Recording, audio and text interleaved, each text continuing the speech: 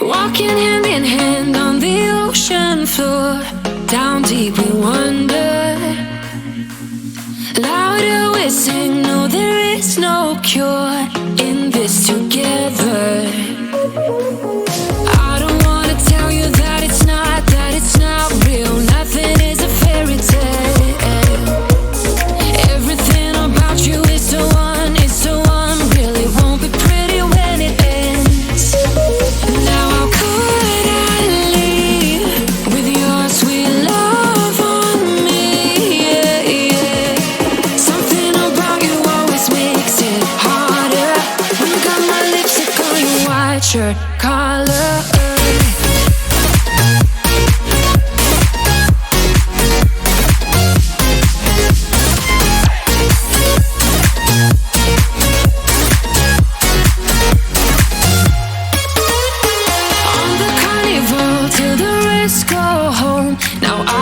See you.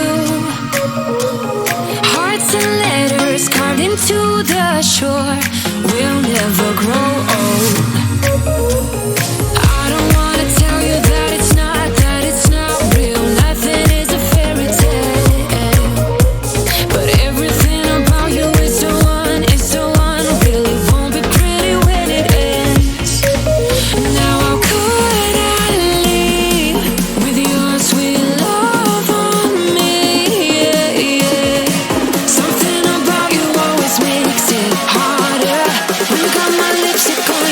Shirt collar.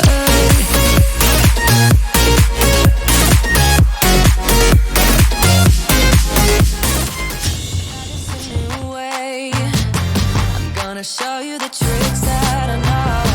I'm getting tired of talking, and I need more of a show right now. It's time that you made your mind up, 'cause lately all it ever does is change. Feels like we're only talking, going round and around, back around. I will fight like no other every day. I won't stop like the others. I will stay. 'Cause now is the right time, and I'm feeling alright. I'm playing your game like I know I can win right now. You got me on tonight, 'cause loving you is like I'm walking a tightrope so high. I won't be turning around, no, I won't be turning around. It's the right time, I'm feeling alright. I'm playing your game like I will win tonight. I think I'll do it on my way. I'm gonna show you what I'm going through, get you out of your comfort zone, 'cause I need more of the truth right now. It's time that you made your mind up, 'cause lately all it ever does is change. Feels like we're only talking, going round and around, back around. I will fight like no other every day. I won't stop like the others. I will stay. 'Cause now is the right time, and I'm feeling alright. I'm playing your game like I know I can.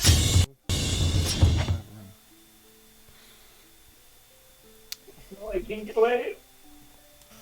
I'm just gonna wait an uncomfortable amount of time. I'm already uncomfortable. Okay, fine. I also can't. You turn ruined around. it. I can't turn around, so. Yeah. Okay. Hey guys, welcome to Tuesday Dungeons and Dragons. This the most wonderful day of I guess the year, because this is actually our last session for 2022. Which, as far as I'm concerned, good riddance. Fuck 2022. Bold. So, year. yes, and so many of us thought that 2022 was going to be even better than 2021, and it was basically a shit year for basically everyone I know. Yeah. So, anyway, hey guys, welcome back. I know it's been a little while since we're here. I, for one, am stoked. Obviously, we didn't have a session last week because it's Christmas, traveling, and stuff. As a reminder, we also won't have a session next week either for, actual Christmas. And so it's been a little while. We have a full group tonight, which I'm super stoked for. And unfortunately, we had to cancel our last Sunday game, so it's been a while. So I'm ready to get into it. Been a while. So, since I could kill you all No, in see a what you did? combat, I'll do it it's again. been a while. All right. So this week Please. we are going to open the book on the Adventures of Athoria for Chapter 66.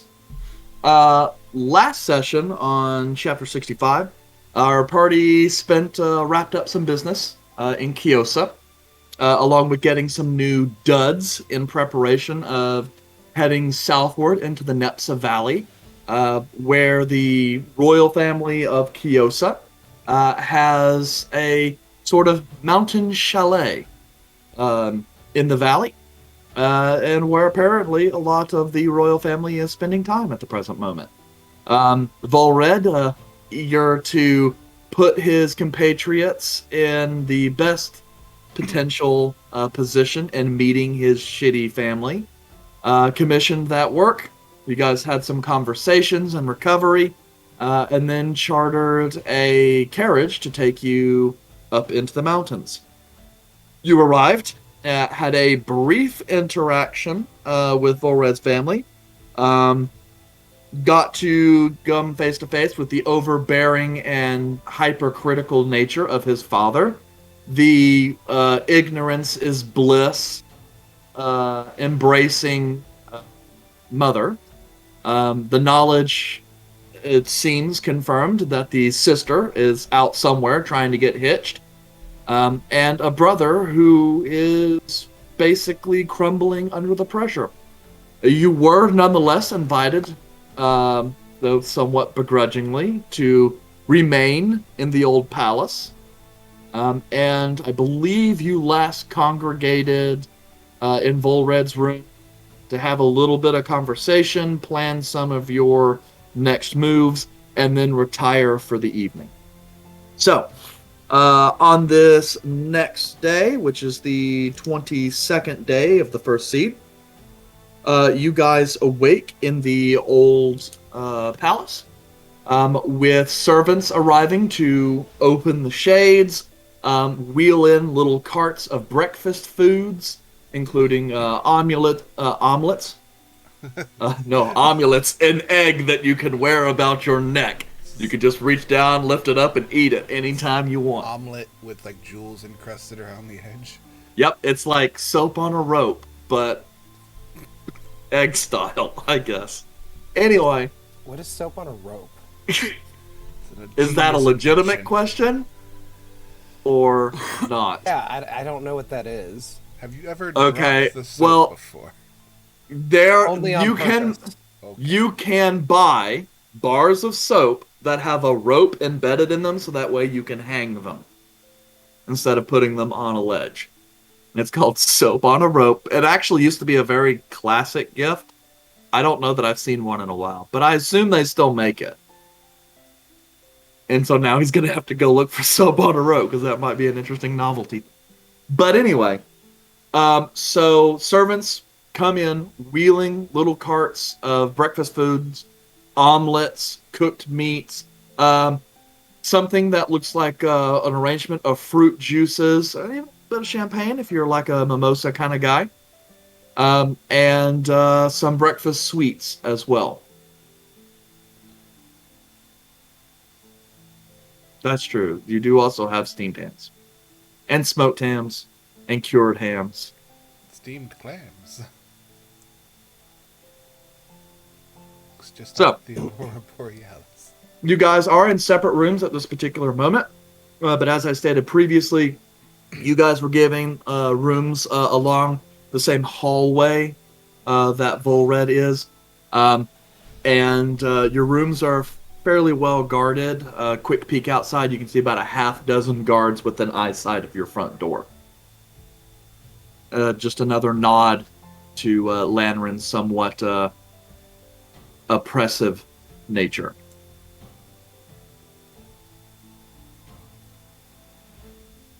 Yeah, but the morning's yours to do with as you will.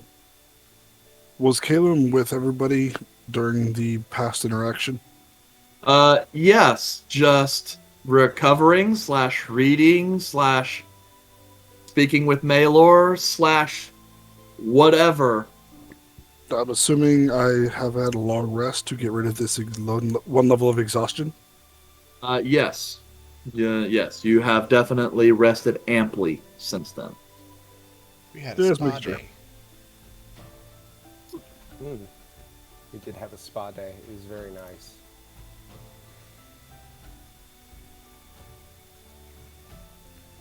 Okay, Volred, what's the plan? Now that we're here, we're supposed to convince him to get rid of all of his power? Are we trying to convince him to okay all the spending? No. I don't think now is the right time. Clearly, the only way, if we were to overthrow him, would be by force. I need more information. I want to talk to my mother and my brother and see if there's anything of meaning that we can find. Your mother seemed kind of loopy.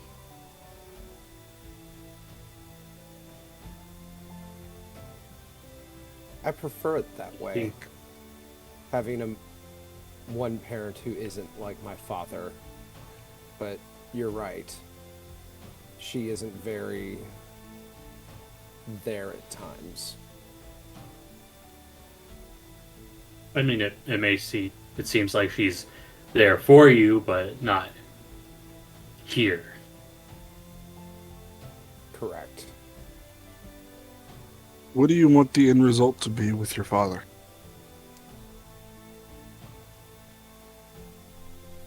Honestly, I don't know. I'm still confused. At this point, I want to know more about what's happening with me in terms of this goddess prior to fixing anything with Kyosa. I feel as though that would be the right order of business. Because I just want to know what happened to me. And I'm hopeful that someone in my family has more information on that. It could be a detriment to get rid of someone who has the information I desire. Yeah.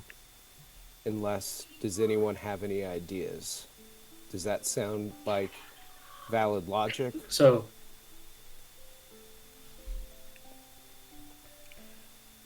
Did you say something, Kelmac? Because you just glitched the hell out.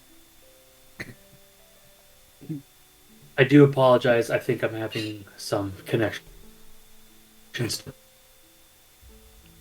That's fitting. I love how he's, I think connect. Yes, I would say, Kelmac, you're definitely having connection issues. Just hold that Oh, face while no. we ask Volred some questions. So wait, who all, where are we? Like, I know we were in our rooms separately. Or did we just kind of collectively? Yeah, that's up to you guys. You guys could eat and then meet up in Volred Room or whatever you guys want to do. Yandere hasn't left his room yet. I guess before we continue this conversation, is anyone trying to do anything on their own before we all convene? No. Okay. So let's just assume we all got together and are now having this conversation in Volred's room, if that's okay. Just waiting for Yandere to show up. I assume Yandere, after some time, will not show up, or will he show up after some time? He'll show up after some time. I'm assuming everybody is in the room at this point in time, and so you'll hear a jiggle of the handle. Ghosts. Open. I quickly move Come the in. chair in front of the door. Is the door open, Volred? unlocked or like open? Unlocked. Yeah, it's unlocked. Okay, great. And do I hear Izal moving a chair in front of the door? Oh, yeah, I'm loud. Absolutely. So you'll hear a knock on the door. Who Hello? is it? Will you let me in? Yeah. The door seems to be blocked. I move the chair as quietly as possible, but still probably pretty loud. So at this point, you will see Yandere walk in. This is a different visage than what he normally dons. This visage has deep brown hair, hazel eyes, and warm russet brown skin. And I have to mute this channel because people are typing a lot. Yes, I know. I muted the channel and I was like, wait, I still hear it. So someone else must have it unmuted. Okay, so, sorry, what was the description of the current Yandere? So when you see him walk in, he has deep brown hair, hazel eyes, and warm russet brown skin. Well, hello there, Yandere. Hello. I figured this personification might be better when advising Mr. Red. You know, maybe we spend some more time together, and if we have to speak with his father, then this might be more calming than the abrasive person that I was yesterday. Yandere, what season are you currently? You would call this fall. I got an autumn. Well, pleasure to meet you, Fall Yandere. And is you. Fondre. Yandral. Fall would be good enough. Of course. So, what are we doing today? We were just deciding that ourselves. We're trying to figure out what our next steps are. I believe now would not be the time for any sort of power move with my family. I think the best path forward is finding out as much information as possible, especially if there's any interaction with my family and the goddess Cavail. So we are taking a different approach than yesterday. Well, the approach was always to interrogate my family and possibly kill them. I'm not sure if the killing them part would be the best bet right now, given that we're already under a high watch from the security, and we did not plan any sort of actual action if we needed to provide violence. That said, I am open to suggestion. And your plan of action so far is what? Questioning my mother and my brother separately. Oh no. We have appeared to have lost our Kelmek. Mac was smited by his god. Wow, look at that production. Boom, push a button and now Sweet full done. panel. Wow, look at that producing skills. And what's even crazier is that either he did this to like he has one for each of us based on out, or he just assumed that Gander would be the one, or not Gander, Kelmac to be the one to drop and just had it ready to go. That is correct.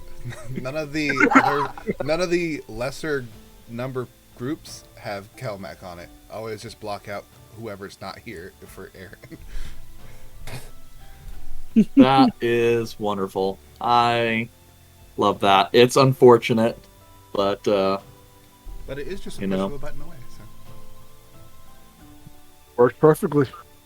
Anyway, apologies for the technical difficulties. But you guys were having a separate conversation. Master Red, I would say your mother does not seem like she is the most present person. And to be quite honest, your brother seems like he is as equally distant.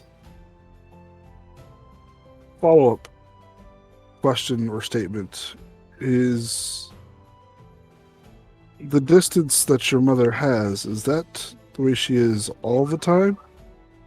Or is she inebriated?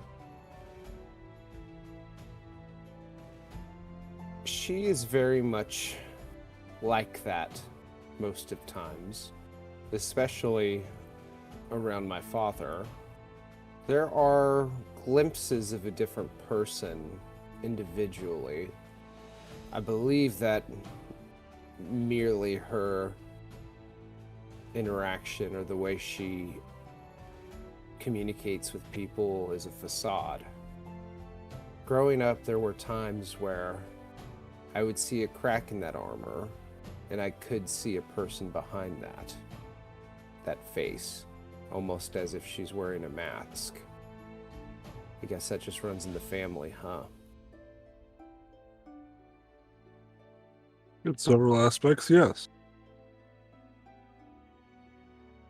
So how would we get her alone and away from your father for an extended time in conversation?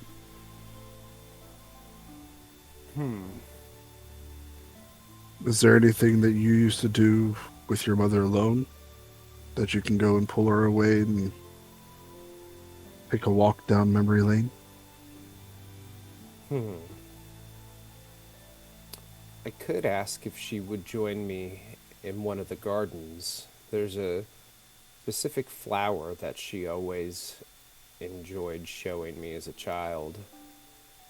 I forget the name because honestly I didn't care, but it was a nice large blue flower.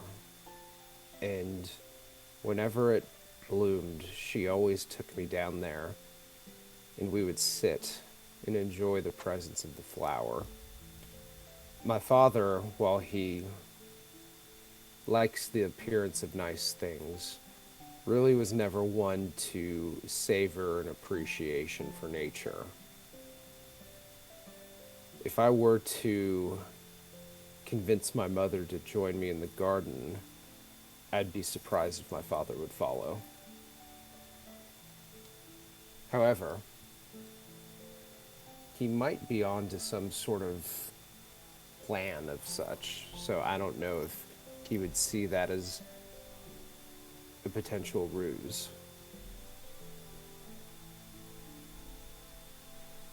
Is there any way we could provide a distraction for my father? We could have somebody talk to your father.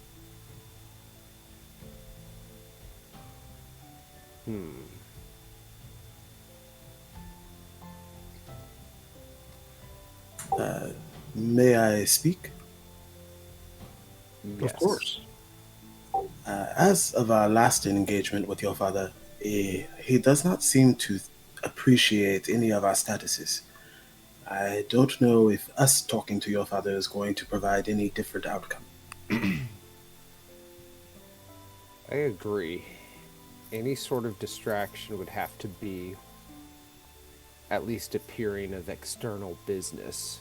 Something that he feels he has to pay attention to, whether that be some form of news or someone of increasing stature who wishes to speak to him.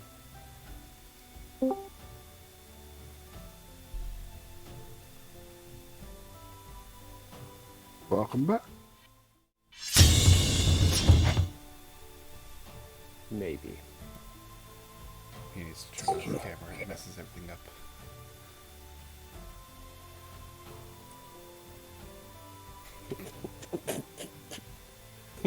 Oof. Did we tell him? Oof. Oof. We see you moving, but we can't hear you talking. Good? Yes? For now. For now. For now. Now. Okay. We'll keep it going as long as we can. The dungeon master is trying to talk, and I don't think he realizes we can't hear him either. Yes, sorry. Pants I was holding. doing some stuff and didn't want to interrupt your guys' conversation. All I would say is in the future, please let Jace know before you jump back on. So that way that could be planned toward. Anyway, sorry. I did not know it was going to jump me back on. I just relaunched Discord and it dragged me in. Okay, alright, no worries. Technical difficulties, shabba-whoop. We've had worse.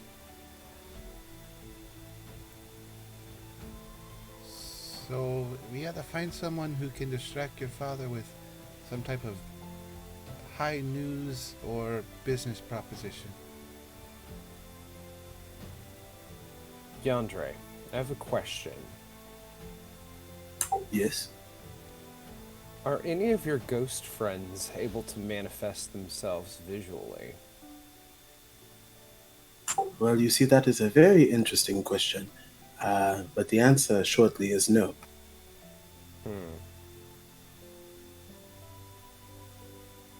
Calum, Yes. what about Maelor? Can he provide some sort of distraction to confuse my father? Well, why don't we ask him? Let's do it. Let's see where his skills lie. Maybe he could. And regale him So with you're a going to story. summon him? Yes. Yes, you guys kind of watch as Caleb reaches out, forms motes of magic, as he has done plenty of time, and just kind of out from a little bit of nowhere you hear, I really don't think this is a good idea. Hello, friends. It's been a little while. Well, Yandere, I enjoy the new visage. You appear so stately. Thank you for your compliment. You still look like a long-haired demon to me, though. I'm elvish. Just gotta...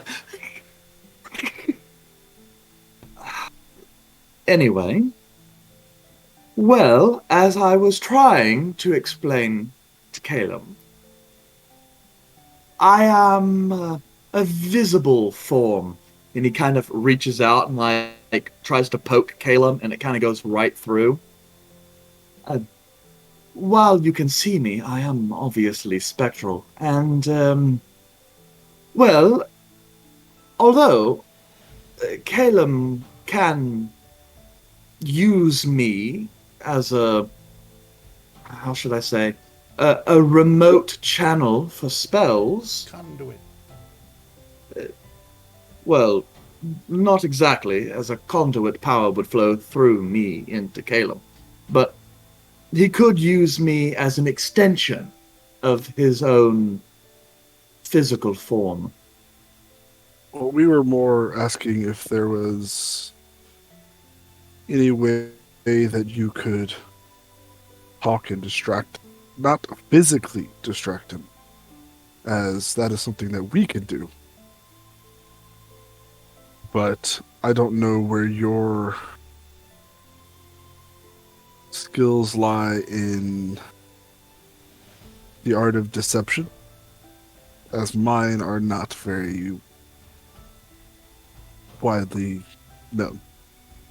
Well, in skills of deception, I don't really have experience in court politics. One of the reasons I lived so remotely took my time. But I could certainly give it a shot. I mean, after all, it's not as if I can die twice, right? Though I would say, though I was not physically present, Master Volred's father appears not the kind of individual you would want to cross. I would just remind you that if you do anger him, you will be traveling for quite some time before you exit his domain. and so it would behoove you not to give any excuse for him to um, sever Master Volred's ties with your party. Otherwise, we'll all be one of Yandre's friends.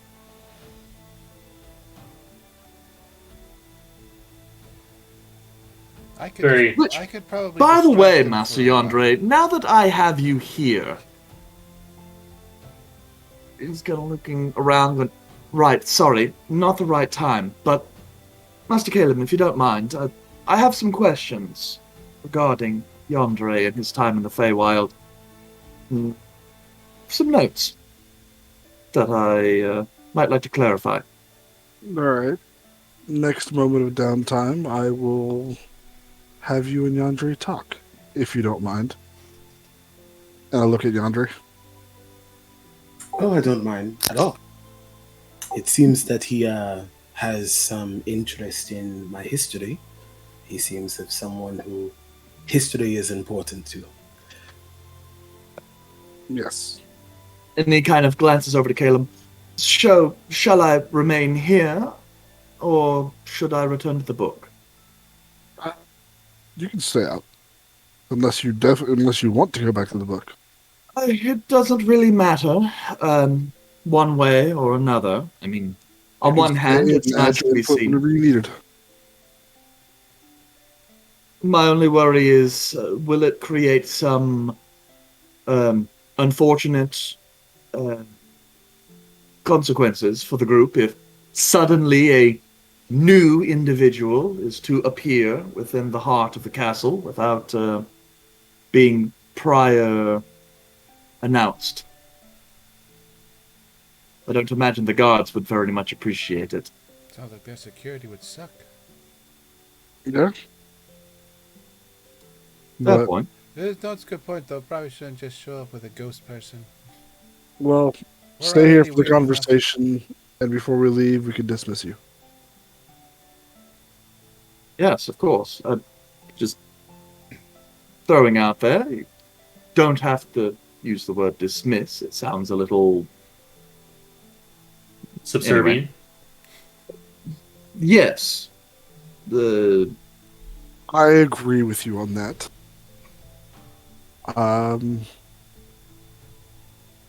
I don't have another word in the forefront of my brain to think of right now. I will think of something else later. Very well. But he does dismiss the spirit every time, right?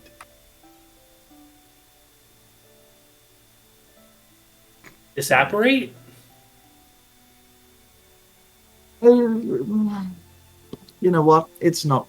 We're getting off topic. I'm just going to come over here, and he just kind of points over in the corner, and work on some other things. I'll continue. Pay no attention. And you see him kind of move over a little bit into the corner, and with his finger, he starts kind of like writing out shit in the air, as if he's like trying to do calculations, kind of like in an imaginary whiteboard. He's writing gibberish. I'm working on some spells. Mr. Caleb, Yes, sir. I imagine you can only be so far from this spirit. So if we are to use him for a distraction, you would have to be close by, correct? Yes, that is correct. So, Mr. Volred, were you planning on speaking to your mother alone, or taking multiple of us to go and converse with her?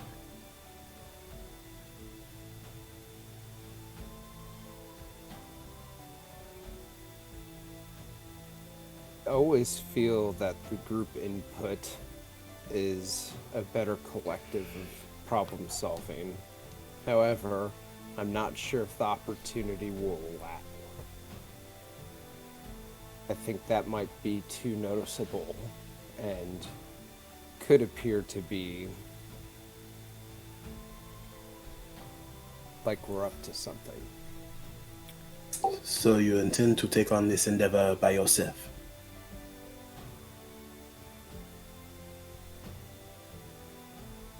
Unless anyone has any other ideas, that's all I got, unfortunately. Looks like Mrs. R has something to say. I could probably keep your father somewhat entertained with an idea. I mean, you've provided the problem that he's already seen, but they don't have the funds to correct any of the issues they're having. Well, I could probably meander around the conversation long enough with him to suggest that Moradun could potentially be a new trade partner for them. I mean, my family doesn't have a ton of influence, but it's still something. Things around the line of introducing a new buyer for their family, could improve the relations with the dwarves they have working here, and trade's kind of a big thing. I also understand that there is some conflict more centralized to the Maelstrom with the Tritons in the area. Do we know if there's any kind of because with the Islanders, I'm assuming it's not a good relationship, but would outsiders look to gain from dealing with them?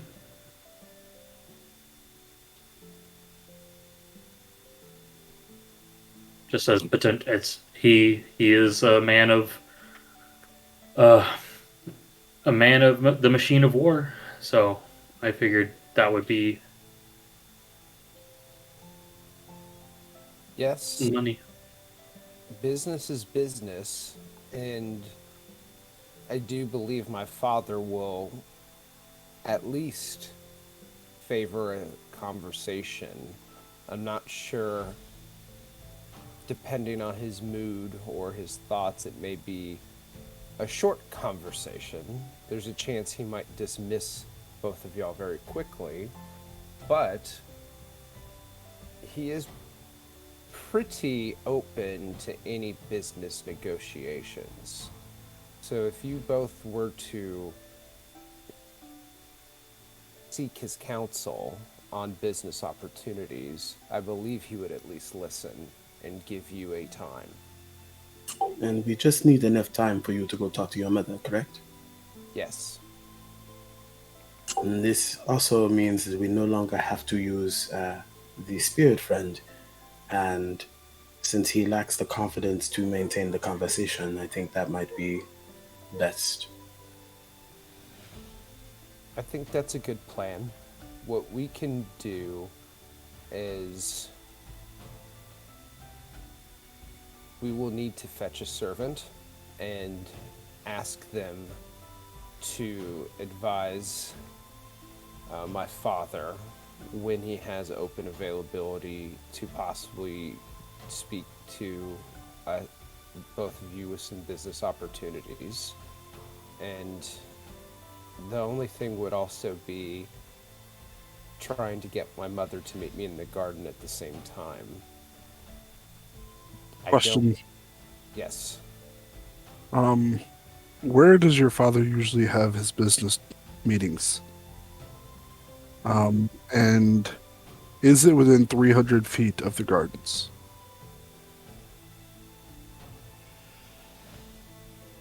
Well, feet is 1 football field. Really? 100 yards. I didn't think about that. So, depending on where the gardens is. I believe it is further than 300 feet. Is this building, is this Is this garden in the building, or is it outside? It's described more of a palace than the other believe was a palace. Gotcha. Yeah, it's not as large. So when you say palace, think castle, but everything is done up with artistic license. So even though it's not a super sprawling compound, it is there, everything is there for looks, and yes, and expensive. Whereas the castle is a lot more functional. So, DM, would it be accurate that the gardens and the place where he usually does business meetings is farther than 300 feet? Well, that depends. Based on what Volred and I had discussed previously, um, this was the castle that the family used until they built the castle in Kyosa, about like 50 to 100 years or so ago. So this one's a little older. The grounds are a lot more established. So while there are definitely larger gardens and grounds that could be over 300 feet, um, a lot of stuff would be within 300 feet. But what I would say is that Lanren does not normally take business meetings up here. This is a private retreat, and the only time a business meeting would occur here is if Lanren explicitly invited someone to stay on the palace grounds for that purpose. So, otherwise, most of the business is just handled in a incredibly opulent grand hall uh, back in the city. So is that a no? It's a roundabout way of saying, yeah, probably Correct. not, unless you took her to the edge of the grounds. Why does the 300 feet matter? Because that is when Malor would dissipate. Oh, So, um, while I have Malor in this form, me and him share a telepathic bond. So I can see and hear everything that he does, or everything that he can. So if I were to go with you, or if he were to go where your mother was, he could provide input there that I could provide, and I could be there with your father as well. Hmm. That's a good point. My only other concern with this plan would be my father might want my presence with him if I were to be introducing friends of mine for business.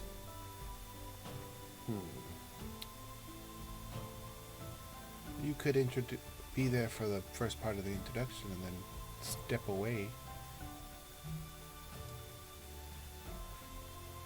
That's true. But then, also, how are we going to notify my mother that she needs to break away? Why don't you simply ask your mother to go out to the garden with you? Once you provide the introduction, if your mother is around, you can say, I will take my leave, and then talk to your mother and ask her to go with you. That's But true. in order to provide more assistance with more input with your mother, I can cast invisibility on up to 3 people. If you want that many people to go with you. It would probably be just 2. Because I'm pretty sure Izal and Kelmac want to lead the conversation with your father. Hmm. Do I get a bonus if my idea actually works and we get like a business deal with Mordoon? I think I should get some kind of bonus. I think that's I considered think a mission. That is a commission, Sweet. and sure.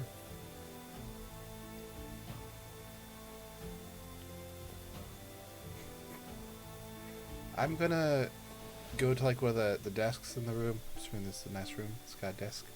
And use calligraphy to write a formal introduction and request for a meeting to discuss a business proposition of future trade with Mordoon through the House Zella. Beautiful. I never get to use my calligraphy skills. I just use it for like documents and shit at the office. Yep, it's one of the few classes you actually attended in college. Look, you might not be able to know what it says, but it looks good. The only reason she went was because the teacher was hot. And I got a free ride, so. Also, the teacher was hot. Well, you got a free ride. I know what I said. That took me way too long. Now, Yeah, now I don't know if I need to do the Triton people then, because I mean More coals that's in a the big. fire. More coals in the fire, man. All right. Put rods in. Could you write it though? My penmanship's not. It's not great. Absolutely. You already see her doing it. Do you have like a sigil? Like a signet ring? I will take off my hands with the golden forged signet ring and just. Yeah. Guess that works. Write it. Pulls out a bag of 18 dozen different signet rings. Just. How many I got a fucking lot. groups are No, you I with? don't. I don't have that many. Like I just that have the dude hands from the golden Mummy forged. has got like every religious like iconography. Like Judaism? No. Christianity? No. No. It's got a Egyptian? couple mummy- Maybe.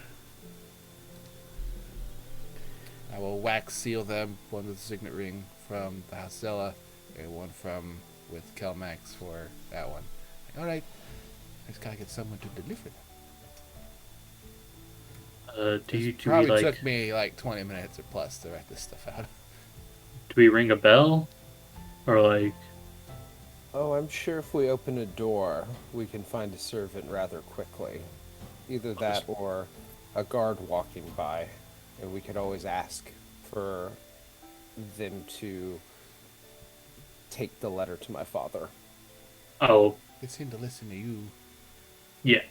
Well, then I will do it. Hand the letters to you. Okay? So I got the letter. I'm going to open the hallway door. And 13 do guards I, just stare at you. yeah. what do I The say? guards remain straight, but there are a number of guards. So I just walk up to the nearest one. Excuse me. Can you or one of your compatriots provide this letter to my father? One of them who is standing at attention just quickly moves to the side, reaches out, grabs the letter, bows, says, "Immediately, Your Grace." And you see him start departing down the hall. Perfect. So I walk back in. Okay. The letter has been sent in good time. We will know if and when my father will accept this invitation. Well, it sounds as if you have plans for two members of the party. What about Caleb and myself? If you would like to join us in the garden, whether invisible or partially covered, to hear the conversation, that could be ideal. Or once we get there, you can join us. Would you both find value being part of the conversation? Yeah. I think it might be beneficial if we add some additional, I guess, advice during the conversation. Also, there could be assassination attempts at any moment, so... Is that a threat? No. I will be in a room with your father, though. So Well, both of us. But we shouldn't. Shouldn't. Shouldn't. Yes. Won't. Aggressive negotiations. Won't. Some Ayandre would be very upset if you proceed Started a coup forward. without you? That particular season, yes. I mostly meant it for safety for Volred and his mother, because he'd be out in the open. He's been shot before. And The shrouds. we have the capability of keeping you from dying again. So, That is true. My safety is currently not guaranteed. Dependent on what information my father was able to obtain from our conversation that could have been important to him. I don't know what that could be, but if he thinks that I'm on to him, and he is part of what happened to me, then he may have already thought I would have been dead by now. And my presence here could be an opportunity for him to finish the job. Your mother's relationship with your father is based off an arranged marriage, correct? Correct. And she's solely in it for her family, right? I would say so. She does not participate in political ventures unless specifically imperative.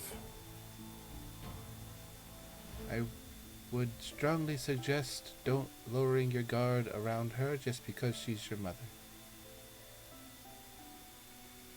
That's fair. It is a possibility, albeit a morbid one, but always a possibility. She might have thought the best way of keeping you safe would be to get you out of the city, and the best way to do that would be to cause a situation. But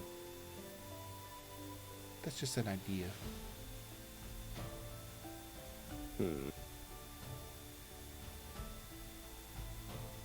Now, the only other thing first, good point. Now, how do we get time with my brother, since we've figured out a plan for my mother? How old is your brother? Well, 120. like, roughly like 16 human years-ish. So like 60? Now, is that what it correlates to? 'Cause I'm roughly 16 I don't- in years, so that's like 30. Question. Did you want to take him on a hunting trip?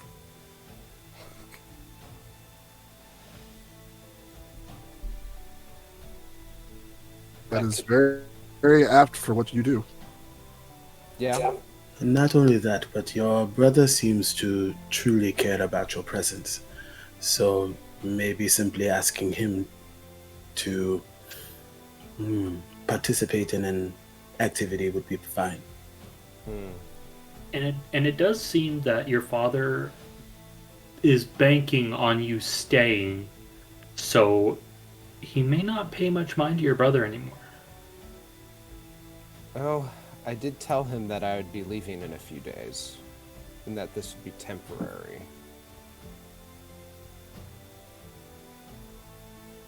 But I think a hunting trip would be a good excuse to get out of the way.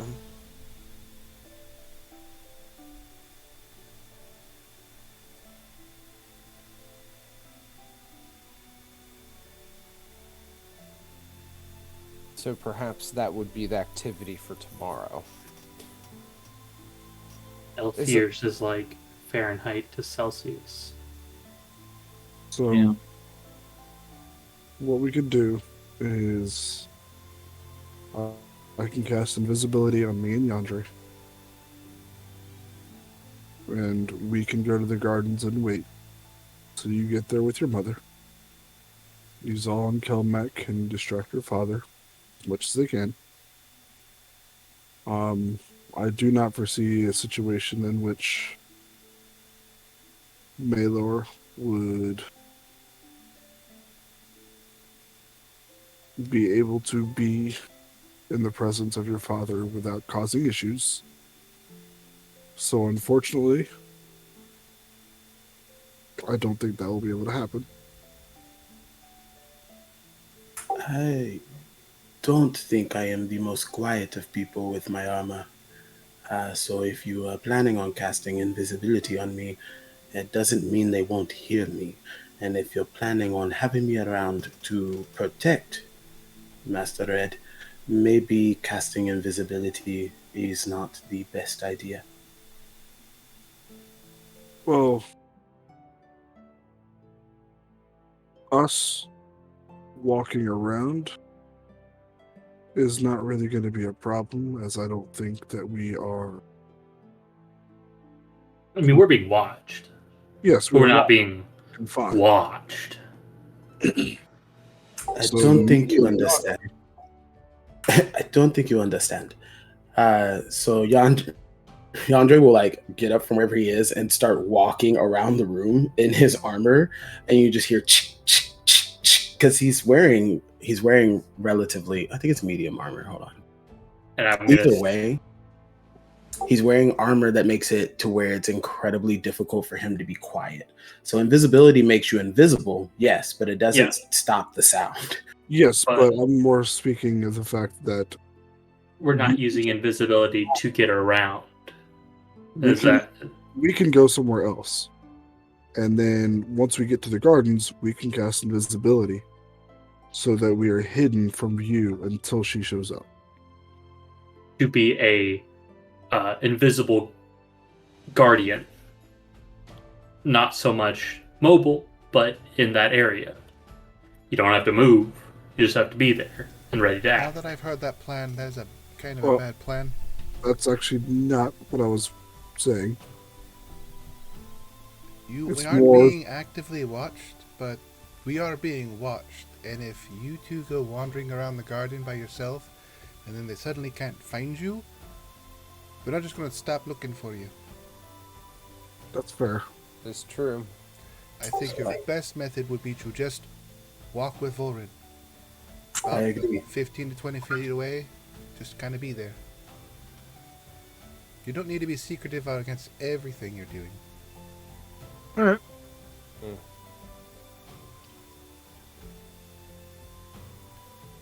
That's fair.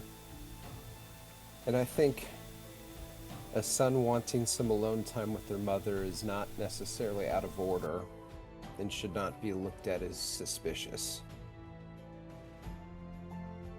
And I'm sure your father doesn't include her in potential deals, as nobles I've met before do not like their women engaged in that kind of activity.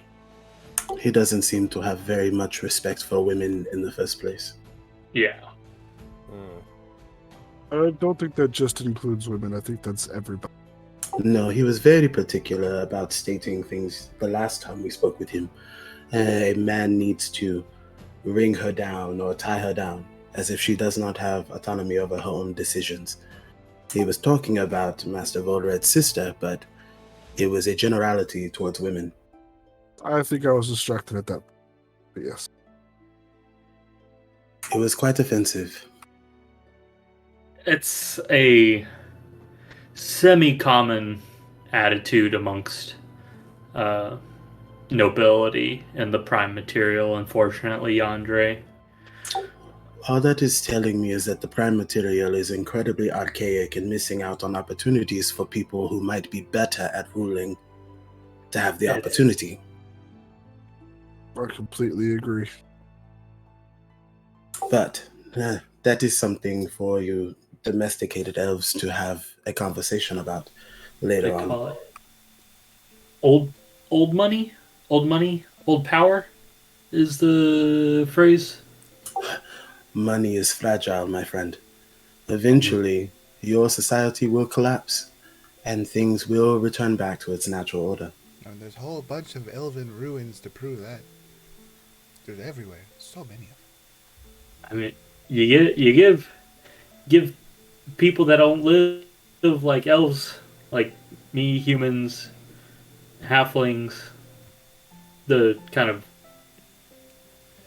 non-long-lived folk, and ruins pop up every couple centuries.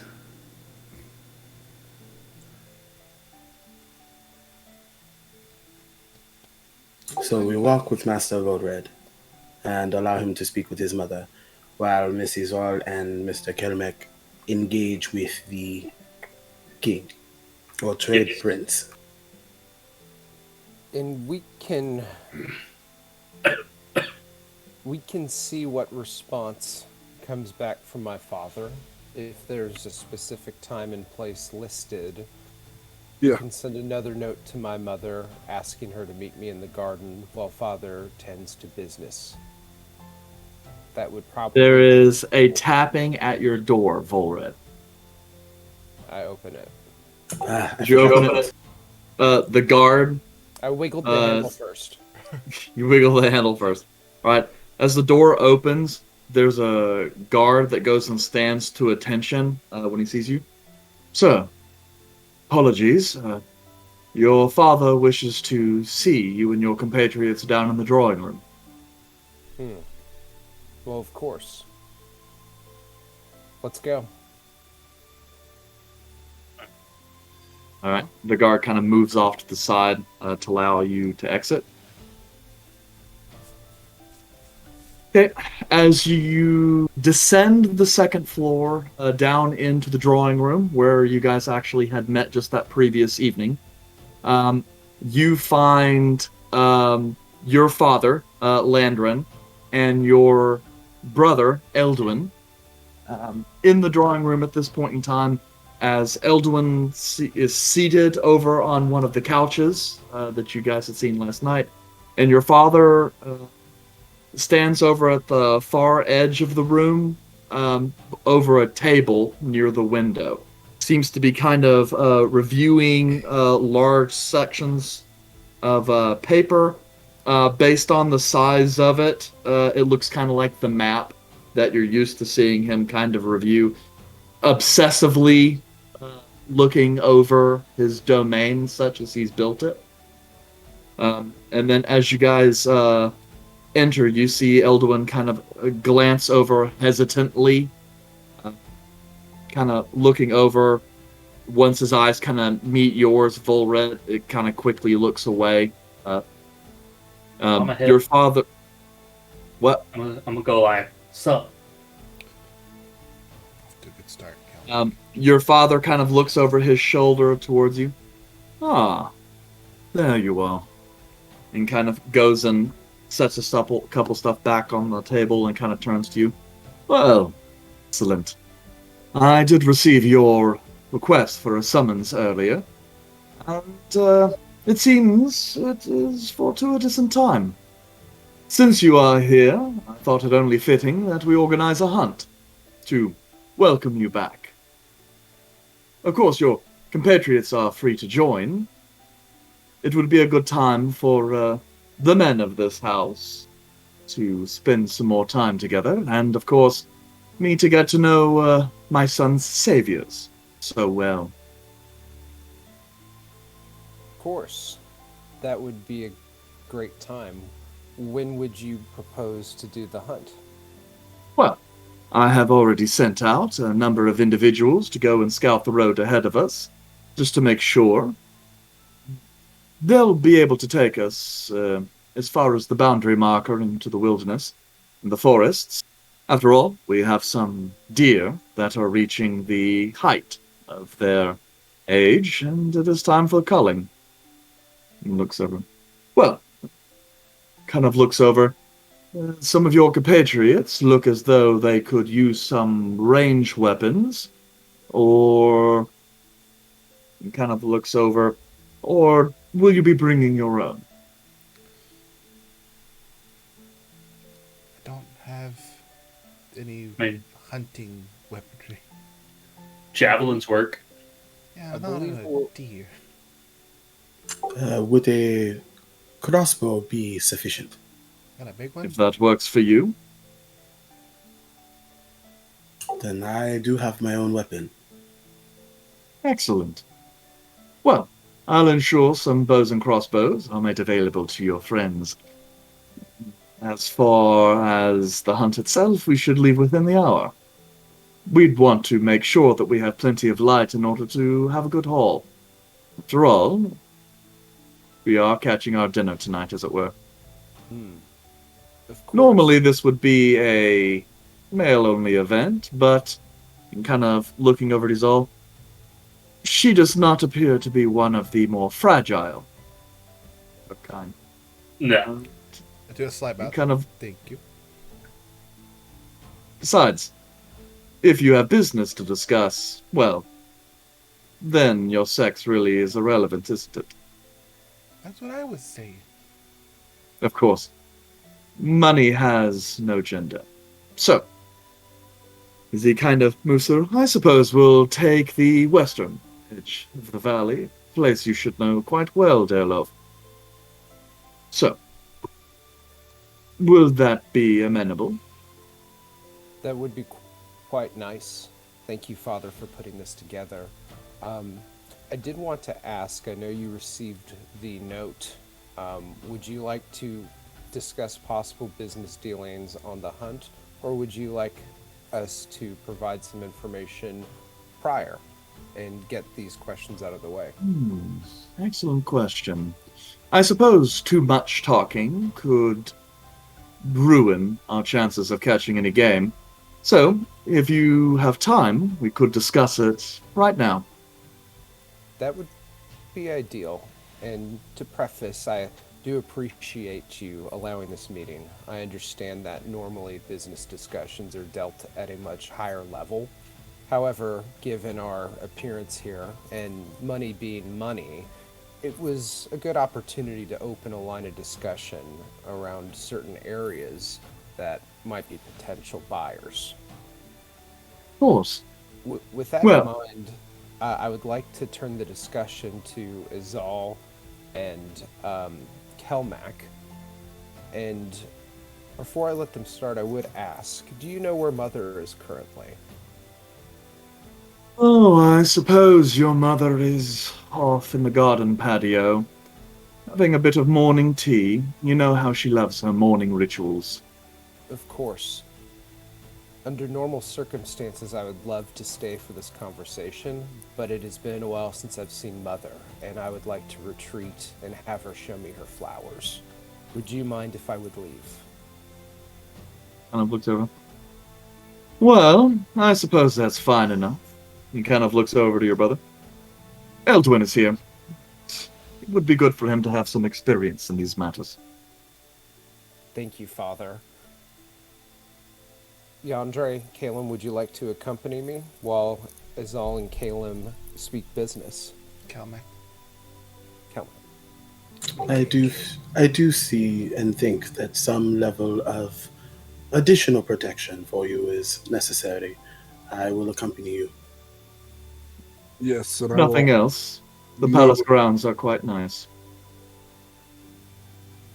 And then he kind of snaps his finger, guards, and then one of the guards comes in and kind of escorts you guys out, and kind of takes you guys out to the flows. Once the drawing room doors are closed, Lanran kind of looks, and you said it was Izal and Kelmac who remain? Yes. Yeah. He kind of looks over, glances at you. Would you like a drink? Certainly, I would greatly appreciate it. You mind if I have a Excellent. seat as well? Of course. Take your pick. I'll And he kind of reaches over, pulls out some crystal glassware, and looks like a bottle, almost kind of like a champagne or something. Comes and kind of sets it on the drawing room table, like a really nice coffee table, and goes to kind of pour shallow flights. Just kind of sets it off the side. Please, help yourself. He kind of slides glasses to each of you, even like one over to Eldwin, who kind of just takes it and kind of looking around, not really sure where to go. Lanran kind of leans back on his, high back chair. And he goes, "So, what is this business you wish to have with my company?" First, I believe a formal introduction is suffice, as I believe yesterday it was more of a light introduction as friends of Volred, or Derlov. My apologies. I am Izal Zella. I am the fourth child of Alker Zella and the second daughter of Alker Zella. As my compatriot Kalmak, he can introduce himself. My I do apologize for a rushed introduction of the layout of the plan, but I only had about 24 hours to come up with it. But I believe it will suffice as an introductory statement for what we can expect. Kelmac. my name is Kelmac River. I am descended from the hero Two Rivers, who helped install Hands of the Golden Forge as the primary guild within Summerness. And so, and my name does carry weight within the domain up there. Now, as for our plan, I believe it is important to establish our connections that we have up north. As a resident of Moradun and a family member of Zella, I also have strong affiliations with the House Hawklight and the Hands of the Golden Forge. Kelmac here is also familiar with the Sunbringers as well. We will plan to use those connections to harbor negotiations for trade, to bring a new lifeline all the way down here to the south. Especially with the working conditions being primarily affecting the Dwarven residents from the Hollow Mountains. We have affiliation with that area as well. I think that business with my family would greatly improve the visual of your house. That way could stem any type of hatred that might be brewing in that area. I see. And when you say Zella, you mean of the Mungard Yes. Zellas, yes? Yes. Though we aren't the most prestigious house, we do have some say, and any type of connection can at least start the negotiations. Now, this might fall through, but it's at least a starting point. Considering there hasn't been much improvement to this point, I think any idea should be at least looked upon. Yes. It would seem, as I recall, your clan was in much the same dire straits as mine 200 years ago. My condolences for your lost kinsman. As well, it is interesting, though it seems, from what I understand, it is not unusual for members of your clan to travel far and away of their homeland.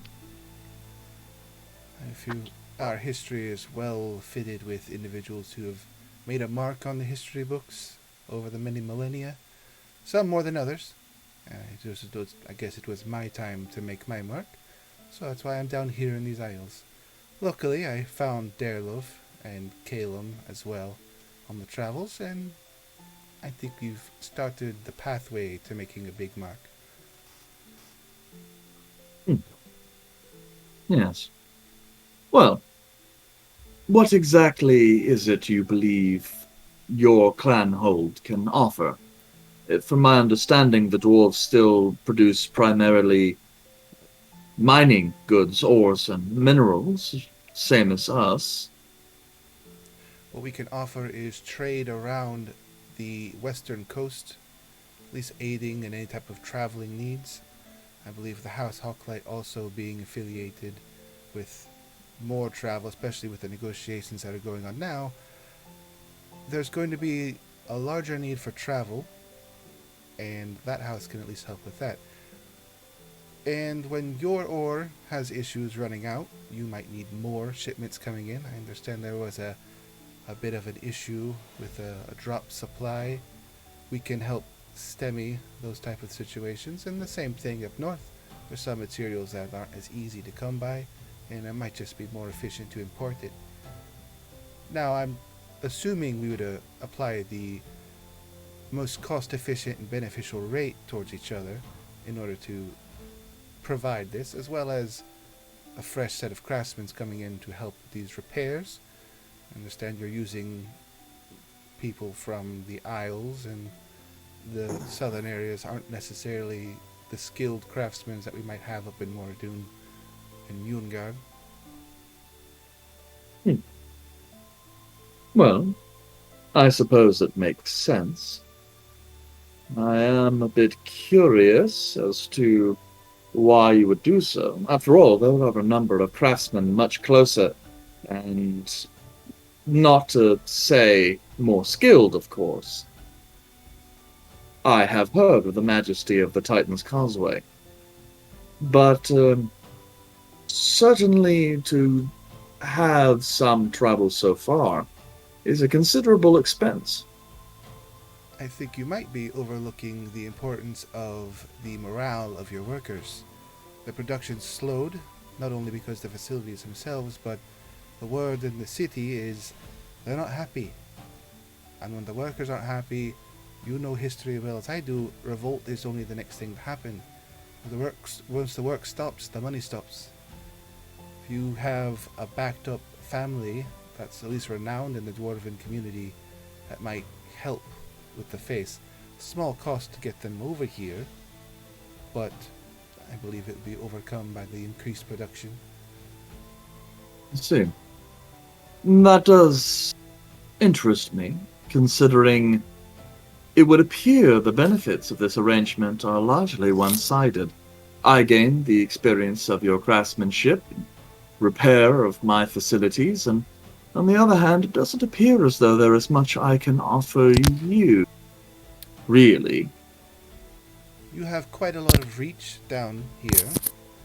In the event that we need to ship items this far south, again, lower rates on certain embargoes, traveling fees, added security can help across the board, and of course, you having higher production could help us supplement situations where we don't supply as much. Now, dwarves, of course, we love working the entire time. This is very heavy-handed in your favor, but I wouldn't be offering this to anyone if it weren't the father of their love. I see. Yes, it would seem quite interesting to me that my lowly mines could be of any real benefit to Moradum. And so it would seem this is more a pity investment, if you don't mind me saying so. Beyond which makes me all the more curious. This is all merely an idea. The negotiations haven't even started. Once talk begins, that's when the true negotiations happen. Now I can merely open the talk just to get an idea of what we might be going into. But from what I can see, it's a start to something that at least you had nothing going on. Well, I suppose we can have a discussion. Meanwhile, Volred and others are out in the gardens where you arrive with your mother in the process of finishing her morning tea in this kind of nice pergola gazebo type area out just a little ways from the house. Just kind of enjoying the chill alpine air. Just kind of bundled up a little bit as it's still a little cold here in the mountains. As you kind of approach, you see a smile kind of coming along her face. Oh, darling. So good to see you.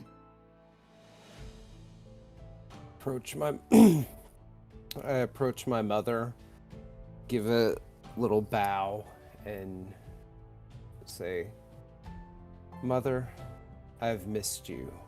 Have you been well? Of course, my dear, I've been so well. You know I always enjoy this place. Something about the mountain air just feels restorative. Not much like this city, you know, with all that smog and, well, the grounds are so much prettier here. I was curious why the family was here instead of the palace back in the city. Was this a mere escape for a change of scenery? Oh, well, you know, work is so hard, and your father's been working so hard and diligent. Elduin, fortunately, has... Well, he's gotten a bit ill after taking over some of the responsibilities of a house. Yeah, he really does work very hard. He's a lot like your father that way. Still, he was in need of a little bit of change. I think we all were. It's been a little while since we've come up. With Eldwin, do you think Father's being too hard on him? Oh. Well, you know, your father has always just tried to work very hard for the good of his family, the domain. And it's not easy, as I'm sure you're aware. And sometimes it does weigh heavily. So, I don't know. Eldwin has always been such a sweet boy. But, I fear he's not well suited to this work. But ultimately, I don't think that's much of a problem anymore, as now that you're back, naturally you'll be taking over your position, and Eldwin will be able to step back a little bit and get some extra recovery time. Though I think your father is right that it would be good to ensure that he does get at least some additional time to learn. I understand. I do believe that we are all in need of some personal growth. Especially, I believe I've grown in the months away. And on that topic, I do need to ask, what is your recollection of the day that I went away?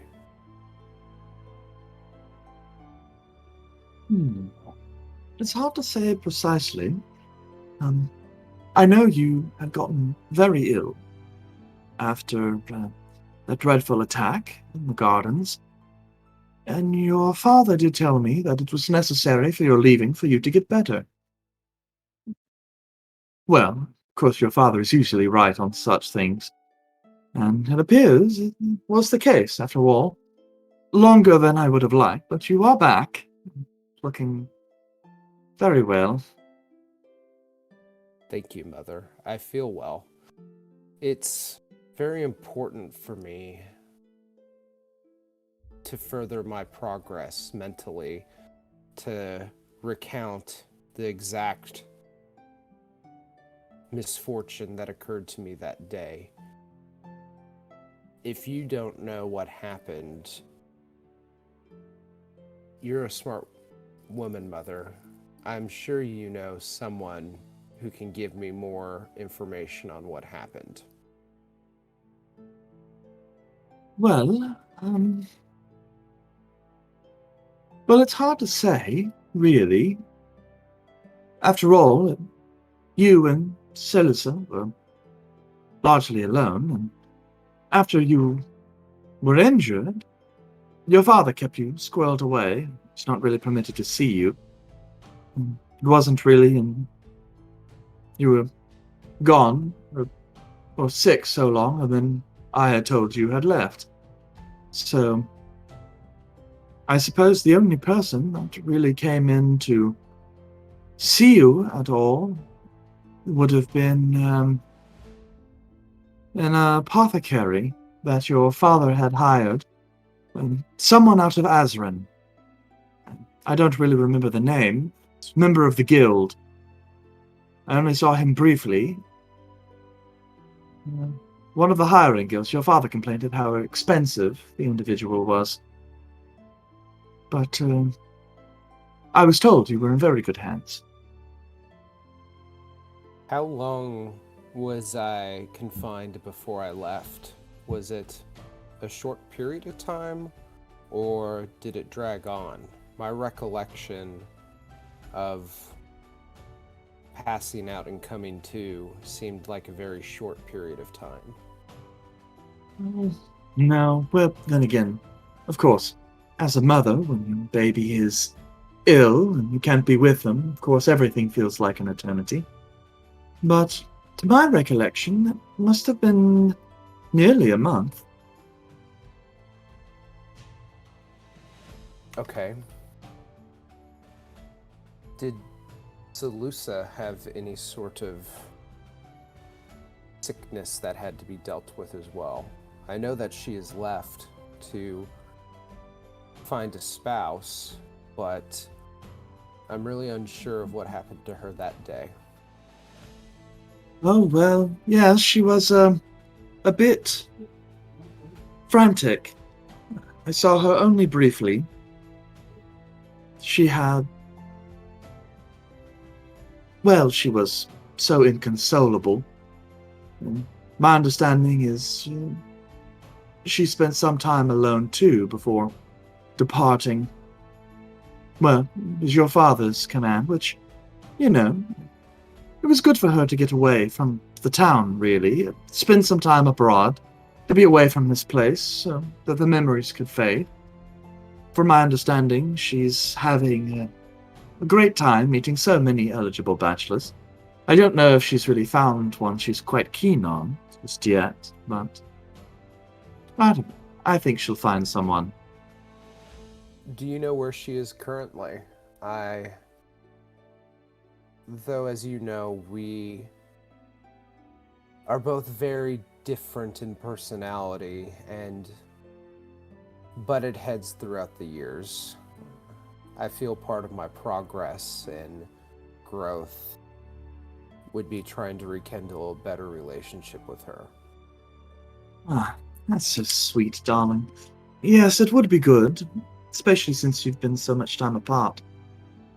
Last I received a letter from her, I believe she said she was staying with a lesser nobleman in Coriston. I begged her so to come and visit, but she said she couldn't. But that the nobleman had a nice little villa in the woods northwest of there. Charming man, to your sister's statement, but, well, I suppose, hopefully, they'll get on and she can move on to the next phase of her life. That would be nice. I can only hope that she has sustained the same growth that I have. I have one more major question I want to ask. And have you heard any mention of a goddess named Cavail? No, I can't say that I have. Though, well, you know, I keep my own different forms of gods and goddesses, and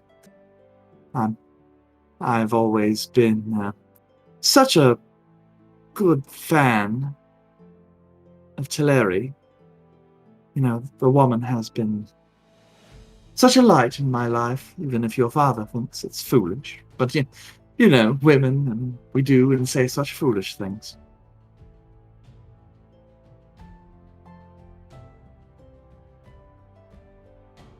We see here, Yandere just. So, well, how does Volred perceive that answer? Like, Well, you've spent enough time with your mom, and now that you've, have a little bit of, I would say, a different perspective on your childhood and family dynamic, especially after spending time in the wider world, this is a pretty fake smile. This is the kind of, have to laugh to keep from crying kind of deal. And it's kind of, you're kind of noticing at this point in time just kind of how truly broken your mother is. Okay, so, sorry, I was thinking quickly, what was that last thing on the question? Who's Teleri? The goddess Teleri. She has the shrine in town. Okay. Oh, that's right. Okay, yeah. The one you closed? The one you decimated? Yeah. I thought Teleri was who is the name of the priestess? I guess it doesn't matter, so, okay.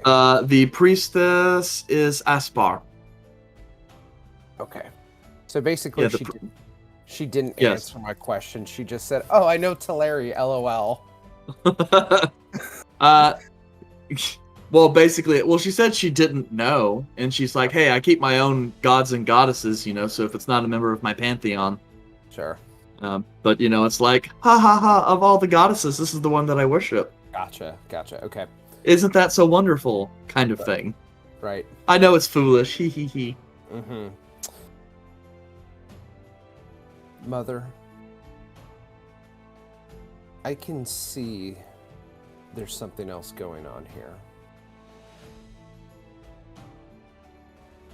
I know you've become quite good at putting on a smile, and I think that's what you're doing right now, and that you're hiding something from me. And I would like to know what that is.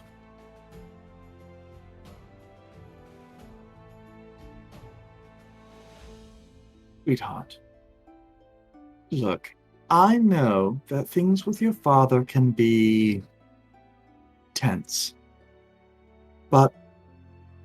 And I realize he has not been the perfect father, just as I have not been the perfect mother.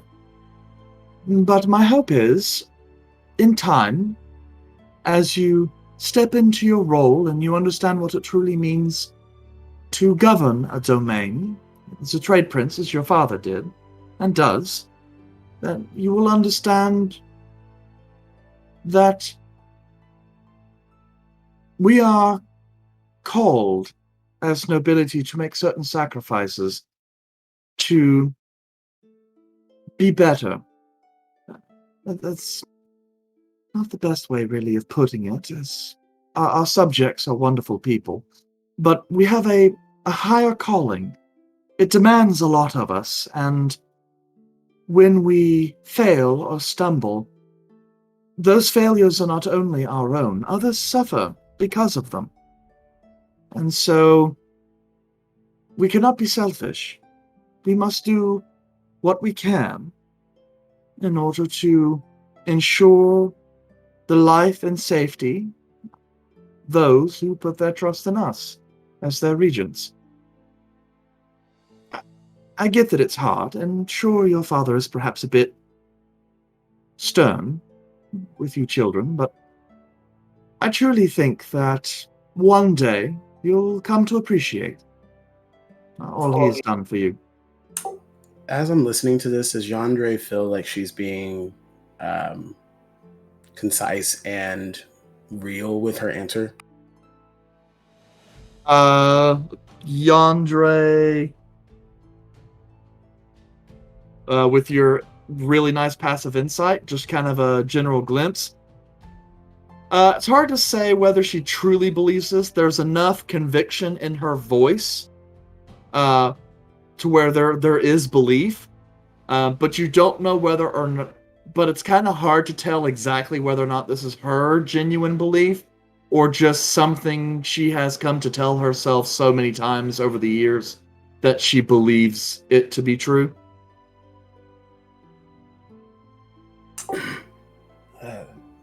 Master Vored, if I may intrude. Of course. Your Highness. And you'll see Yandere bow his head.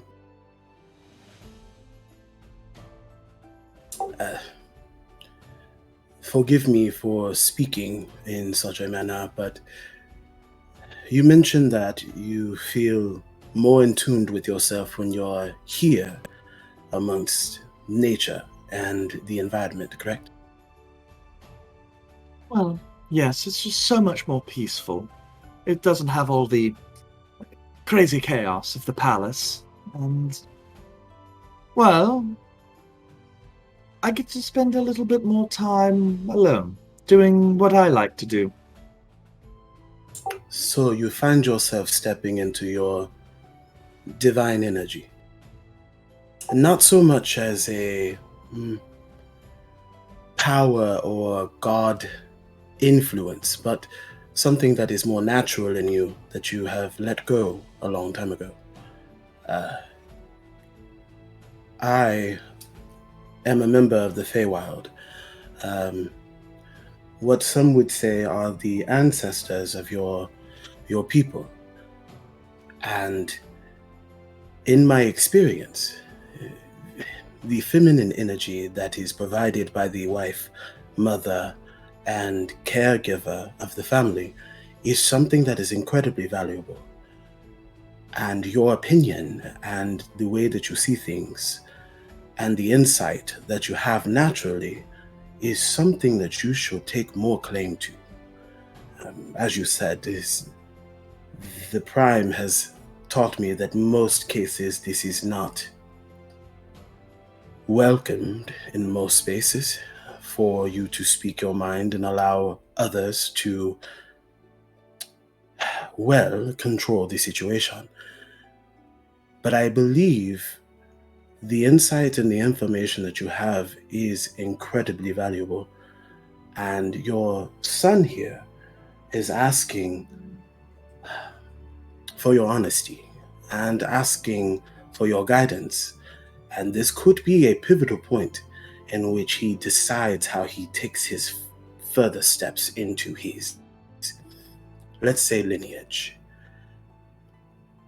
As your son has talked to you recently and recently said, he's looking for your guidance and he is welcoming your input into the situation. If there is more that you have to tell him and you want to make an impact in his life, this is the time to do it.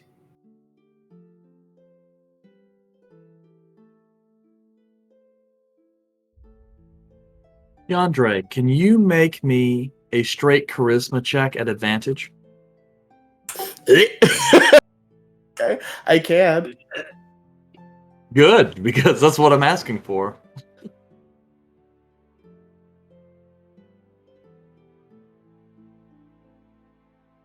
I'll take a 13. Okay. All right. There's this kind of brief moment. It's hard because Yandere, after you get done and you guys kind of watch with bated breath, there's this bizarre moment where the kind of forced smile on the face of Volred's mother kind of gives just a little bit. As Lady Verona kind of breaks eye contact with your group and just kind of looks down, somewhat pensive. And then after a few moments comes back up and goes, well,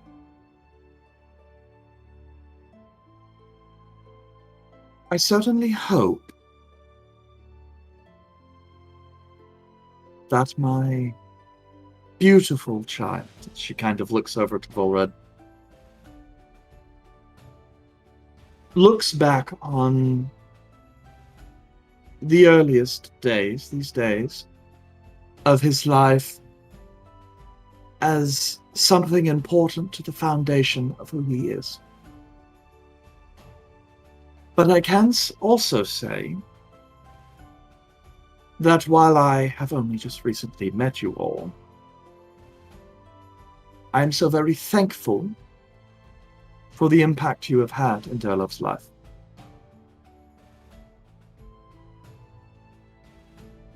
And while I certainly wish my son would remain here, I also believe he should find his own path. But I must also say that seeing him here with the grace and poise that we always hoped he would have, it seemed that if he was ever going to become his best self, it was most certainly not going to be here in Kiosa.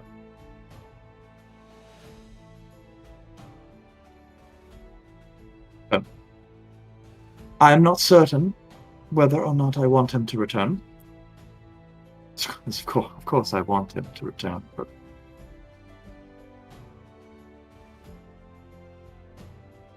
in the end, whatever he decides, I will be fine with. And if he should determine that he does not wish to return, I will love him either way. But I do hope that if he has the strength, that he could become the man at least I always hoped he'd be, and the man he is capable of being. Because I think this domain could really use him.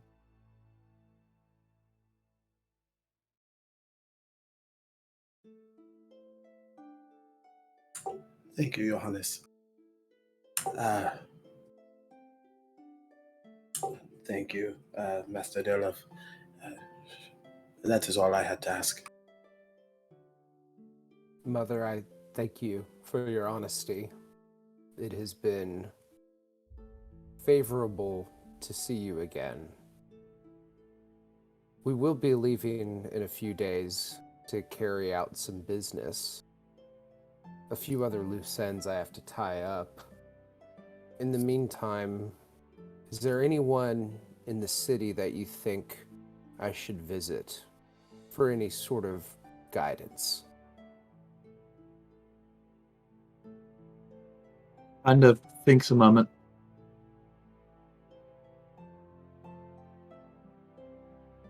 If you start asking around too much, know that your father might get angry with you. But in my personal opinion, if you're truly interested in what's going on in the state of the city, Elin Ravenhand is a good man to speak to. But more than anyone, I recommend you speak with Baron Moll. I understand he has a reputation in the city, but for those, let's just say, I believe you will find Lord Moll does not align very well with your father's vision.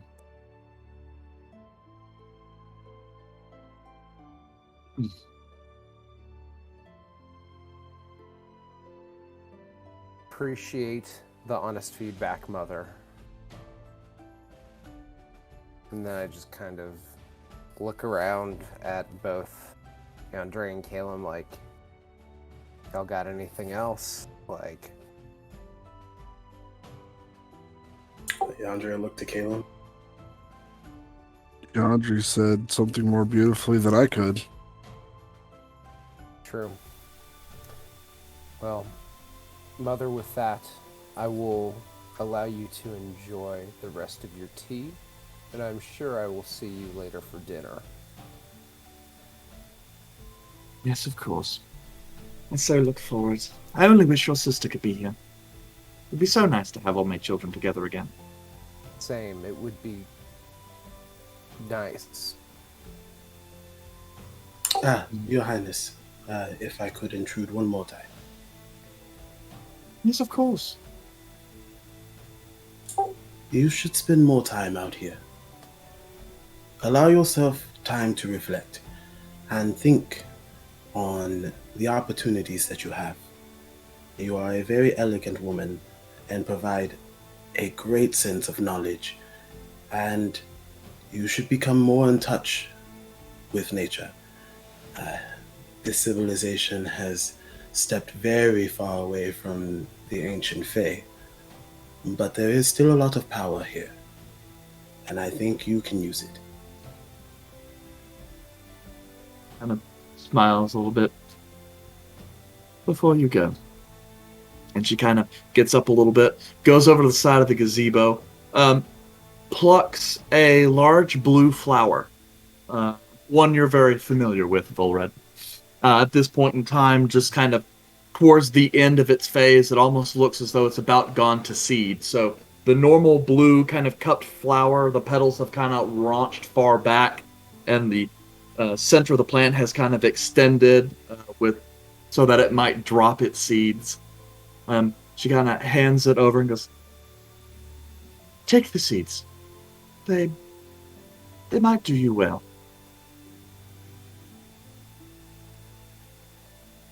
Is that handing it to me or Yandre? Oh, I guess to Yandre. Yeah, she'll hand it over to Yandre. Is this a gift? A reward. Thank you. I will cherish it dearly. Yes. The flower is called Vayarasara. Eric, that's not going to happen. Just go ahead and put it in. Put it in the chat. We It is ain't not going to playing happen. Elven Scrabble if we can't even play Common Scrabble. Was that vagina sour? No! Yeah, it might be spelled the same way. How many J's you putting in there? I'm putting 3 J's. The total name.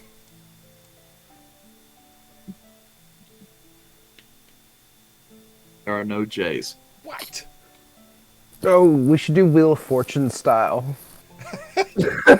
Oh my god. I gotta put it together a game for that. Can I buy a Can I? vowel? I'd like There are to. many. Or none. Who knows? An adjacent with Jace session where there's 3 of us basically playing Wheel of Fortune, and it's just all the different names. At the end of the campaign, we're gonna have one hell of a game of Wheel of Fortune. Yeah. No notes, just trying to figure out all these All spellings. lose. Eric can compete because he won't know it either. You're probably not wrong. The amount of times that he's misspelled his own NPCs is hilarious. No one Whoa. wins. It happens except from the time to viewer. time. But is it NPC am I wrong? names he'll misspell. The cities he's usually pretty good at. Yeah, because he sees them on his map all the time. Yeah, those are hard structures. NPC names are buried. I would have never got that. Pretty sure they're also all repressed. Yes, though it's kind of... Whoa. Yes, I didn't expect that you guys would get that. It's also Elvish. But yes, as you see, Viyarisaria, it's forlorn hope is what it means in Elvish. Kalem with the name, well, or at least those of you who kind of speak Second Common, the flower would kind of in Common be translated to Hope Bloom. But I could have sworn that was going to be 2 words. Same. nope. I don't think there's enough letters for how you said it.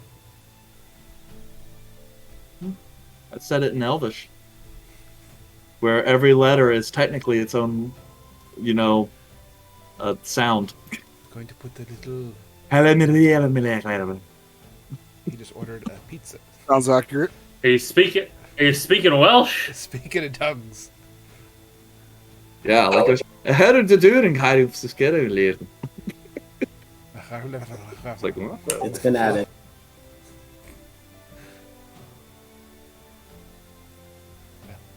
You have the Hope Bloom. I got it.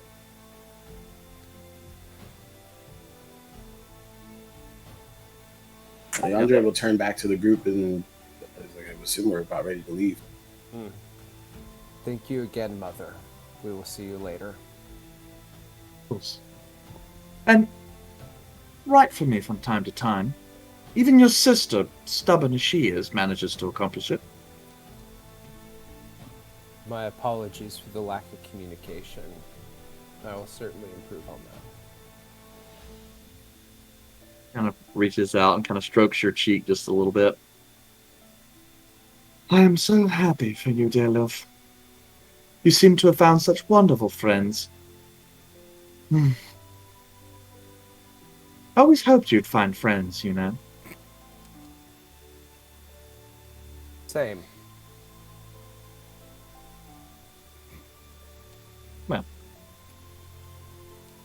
Hmm.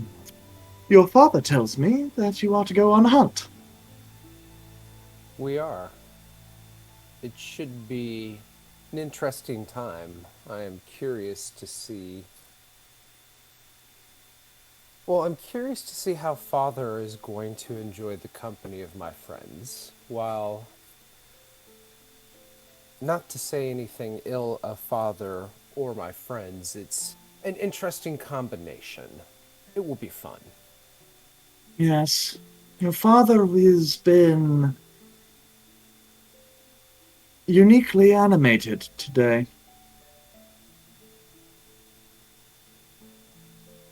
Is that a good thing?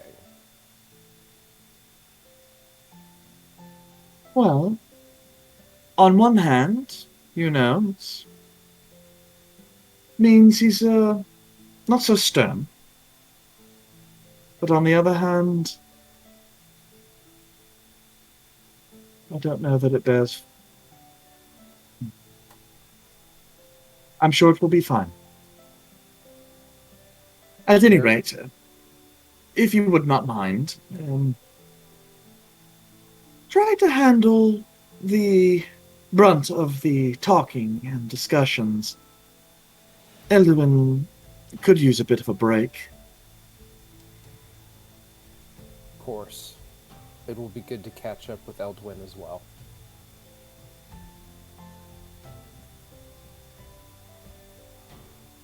Here I am taking up all your day. You should be preparing for the hunt.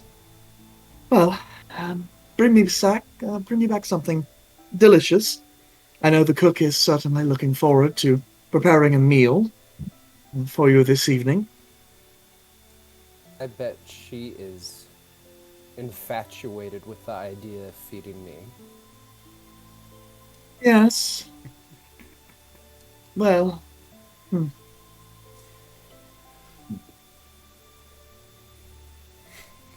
Well, goodbye, Mother. We will see you at dinner. goodbye, my love. It's been a pleasure meeting you. And she just kind of bows. Pleasure meeting you as well. Hey, Eric. Yandere bows. Yep. Oh, what were you going to say, Sean? Oh, I just said Yandere bows. That's it. So, question on the palace, Eric. What is the largest staircase, and how do we get the chef to the top of the staircase? The largest staircase would be in the entrance hall, and it's like Okay. one of those really nice, kind of partially curved ones, that We you need kind a of walk. straight line. Oh, Like straight walls line. getting involved into it. That would be the servants' staircase in the back hall. It's mostly one of those that really only the servants use, and so that they can move about the servants' areas and the upper bedrooms without going through the more public areas. So that way they don't have to be seen, basically. Not saying I'm going to push that bitch down a staircase, but it's good to have like a visual aid of doing so. Now listen, someone can survive falling down a We're not there. staircase. Calmac, that's a I'm weird thing to bring up in this conversation with the Pretty- Crown Prince. But I'm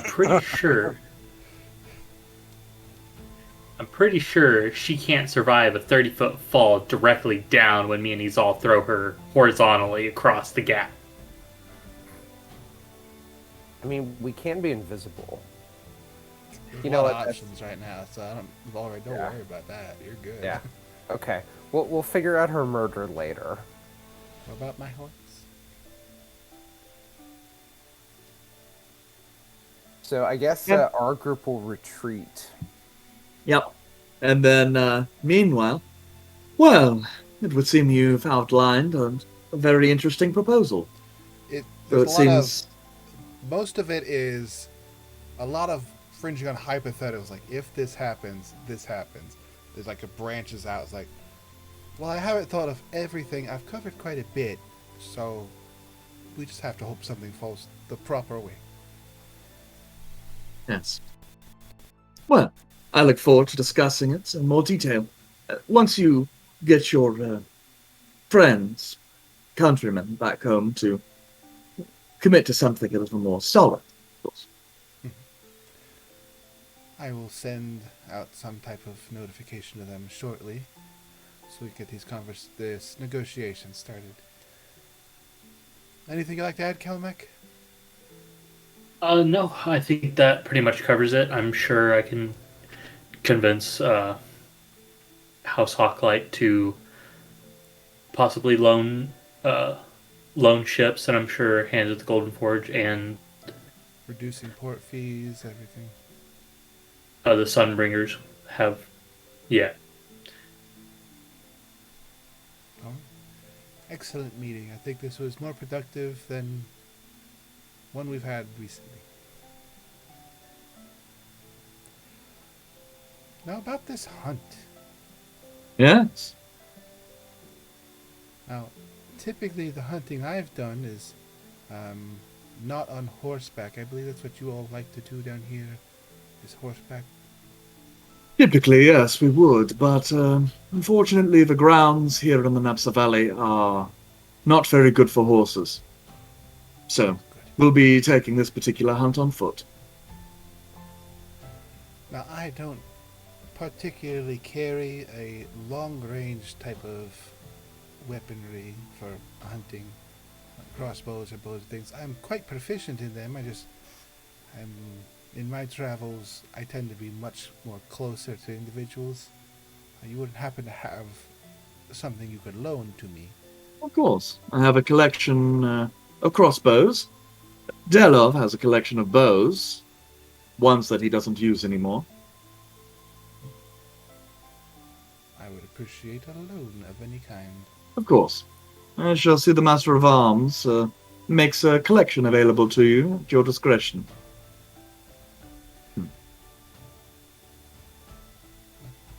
With that, I think we'll take our leave briefly. This isn't the best outfit to go hunting in, so we'll change into something more airy. Yes, of course. Have a great day. We'll see you shortly. And I stand up, slight bow, and turn to take my leave. Come on, Kelmek. Yeah. Yeah, Walk Listen, away. I just got. We go down the hallway like, say yeah. What do you want from me? Yes. Like one more letter. Or minus 2 letters and add 1. Yeah. Drop 1, change 1. You've been a soldier and a mercenary for too long. No, what that means is he's We been an don't deal adventurer with too long. nobles. He's lost, it's like he grew up knowing how to say yes, sir, no, sir. He's kind of forgot that. He's become a lazy house cat. That's what it really is. House cat. Okay. Yep. You've become domesticated. Just like the elves. Domesticate my foot all the way up in your colon. Yeah. Yeah. Yes. It's Congeniality. Such a good movie. Underrated. Head back to the room. Our meeting probably took a lot longer than theirs. Also had travel time.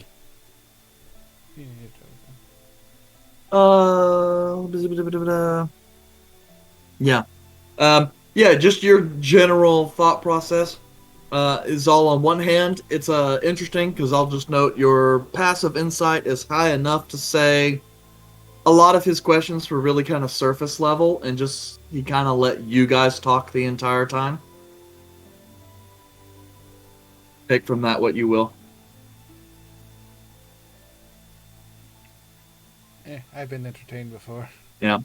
One thing you'd probably say is his demeanor is definitely different than the Lanren you had met the previous evening. I got that just from going in the room. He seemed positive. The negative asshole from yesterday.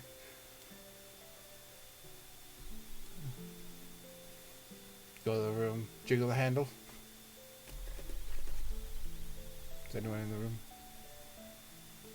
Does anyone call out from inside the room?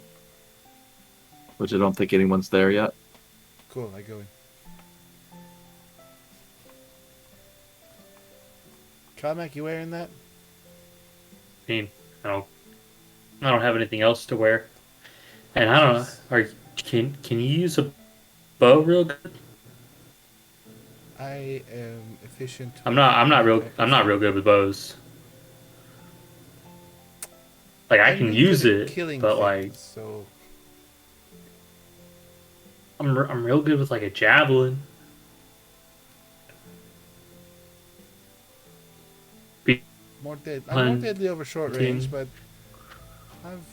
I can use them. I'm good enough.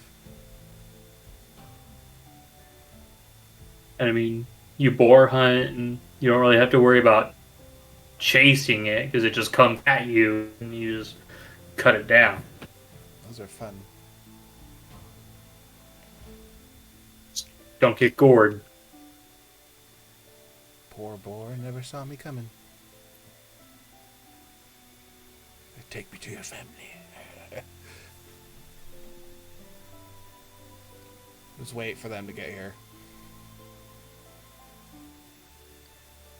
Okay. So, and you don't have to wait very long before Volred and Co. Return to the room.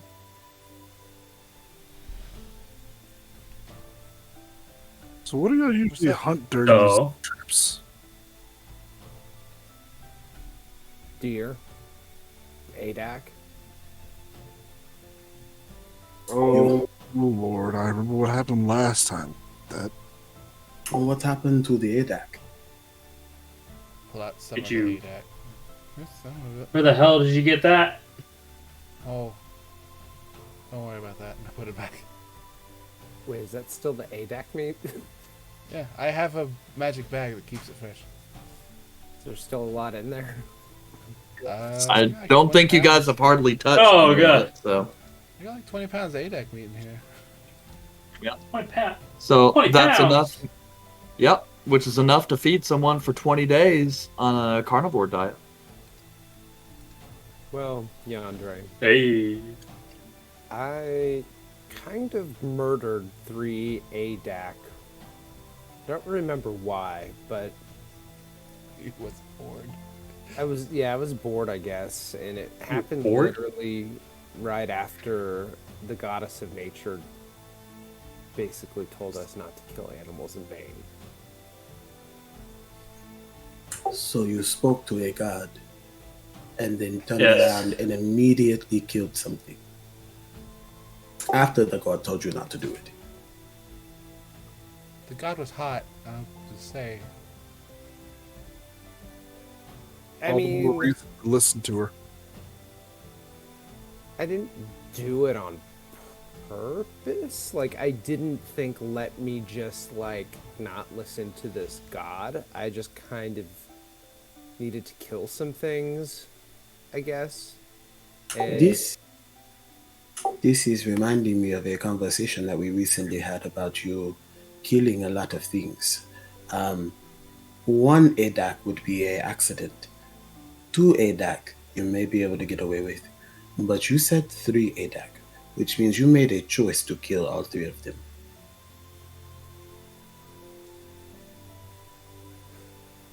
Did the arrow go through one of the ADAC and kill another? And it was just like a kill 2 birds with 1 stone kind of thing? Or did you shoot 3 different arrows?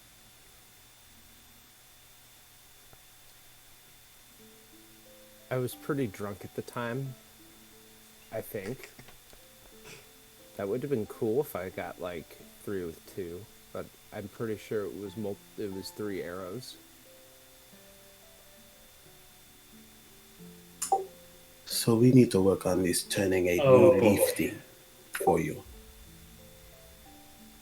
When is the hunt? So you're Later. within the hour. We spent quite a good amount of time talking to your mother. So should we be prepared here in the near future? Yes. I don't know if the armor I am wearing is wise to take out into a hunt where we are going to be killing more animals. Um, I will see if there's something I can adorn for this situation.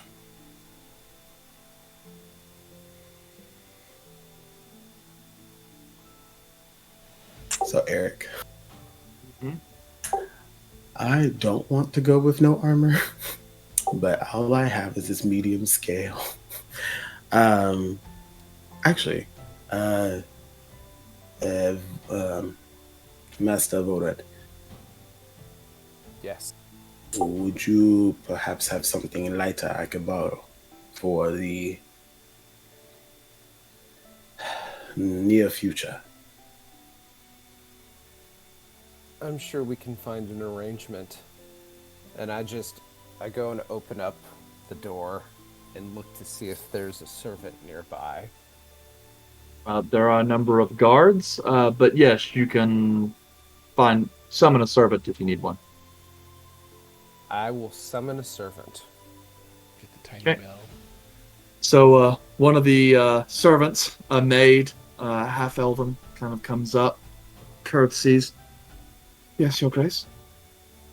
Thank you for the prompt response. We are soon leaving on a hunt, and at least one member of my party has a request. I will allow Yandre to specify exactly what he needs, and if anyone else in the party should desire anything, now would be the time to ask. Uh, sure. Uh, I simply require something that will allow me to feel somewhat protected, but not as noisy as what I'm currently wearing. As you can imagine, I might scare some of the wildlife in the area if I were to continue to move at this loud decibel. Volume. She kind of looks over. I could have some armor from the armory made available to you. Would studded leather suffice? That should do well. Thank you. Yes. Will you be the only one requiring a change?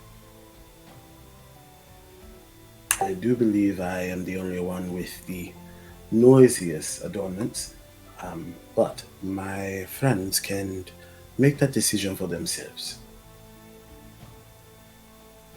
I'm good. Very Just well. gonna like Supposed to meet with the Master of Armaments to acquire some weaponry. I see. Very well. I will inform the Master of Armaments and we have just him bring something up for your review. could we possibly go with you? Weaponry. Yes, of course. I can show you if you like.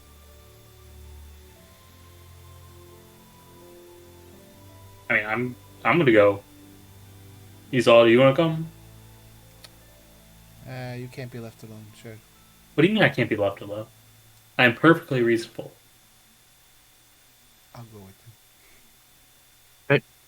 So the servant takes you back through some of the servants' corridors down to a bottom floor off to the side where there is a master of arms and an armory where it looks like a collection of weapons and a small barracks are kept for the castle guard. You are free to kind of peruse and borrow the armors that you need. It looks like they have, a studded leather, as well as like chain shirts, scale mail, and such, and a variety of weapons. I'll pick out some studded leather for Yandre since he didn't come with us. Okay. That should fit him. Yep. Not very. Most everything like the sets kind of are dyed and kind of are branded with the Chaos and House sigil. So, I mean, it's kind of interesting, but I'm looking for a heavy crossbow. Yep, you can find heavy crossbows as well as bows, a collection of there. Get the heavy crossbow there. This will do nicely. I don't know where that came from.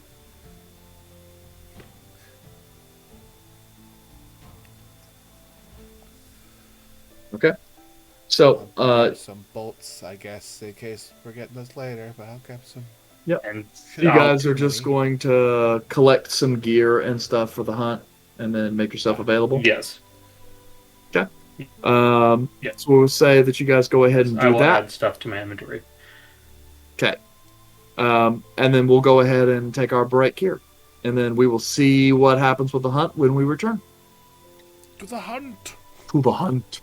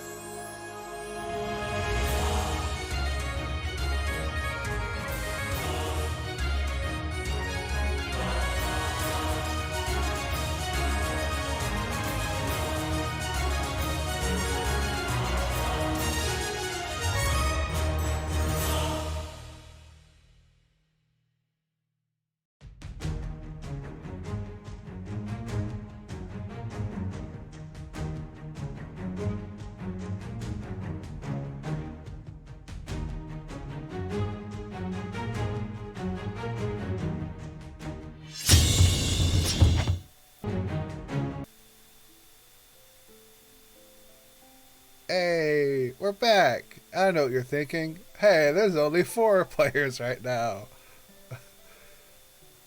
Yes, that is how that works. That's because someone dropped right when I was transitioning. It's so much fun. Okay. All right. Well, I guess we might as well move on. Are we down at Calum too? He just hasn't gotten back to his keyboard time. Oh, it's back. Transition. And just to make sure, I'm adding standard studded leather, correct? Yep. Sorry about folks. Do it again. You're off the team. Apparently the internet It's wants a big off the deal. team. Considering Take your how scholarship. much effort is all went to add you to the team, like officially and everything. I had to do paperwork. Yeah. Yeah. Oh well. Okay. So, welcome back, guys. So let's jump back into it. So the time of the appointed hour for you guys to head on to the hunt with Volred's father, Lanran, and his brother, Eldwin, comes. As you guys meet up with the group, it's them two, plus a small group of 4 guards from the house, who follow you guys, and you all as a group head off into the western edge of the Nepsa Valley.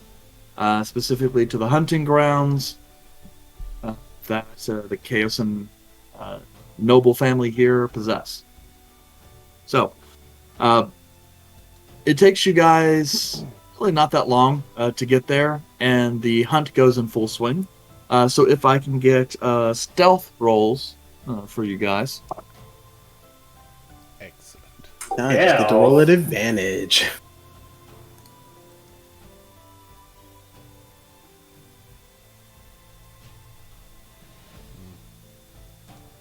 $21.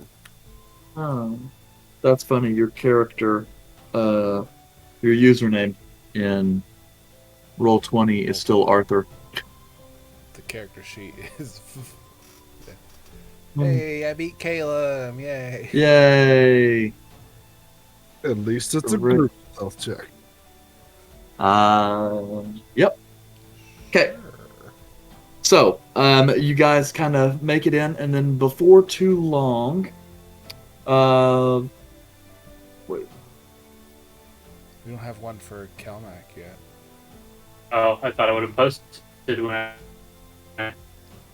even though I didn't have it open. I got a 4. Okay. Mm. Well, I'm not the lowest. yeah. Good. You didn't beat Caleb. Okay. So anyway, which, I mean, I guess is not that surprising considering you have plate. But, anyway, so before too long... But it's I don't have disadvantage. He just naturally rolled bad. That's right. Oh, right, 'cause you have the mithril plate. He has no one to blame but himself. That's what we're trying to say. Anyway, Volred, before too long, you do spot far off into a stand of trees a deer.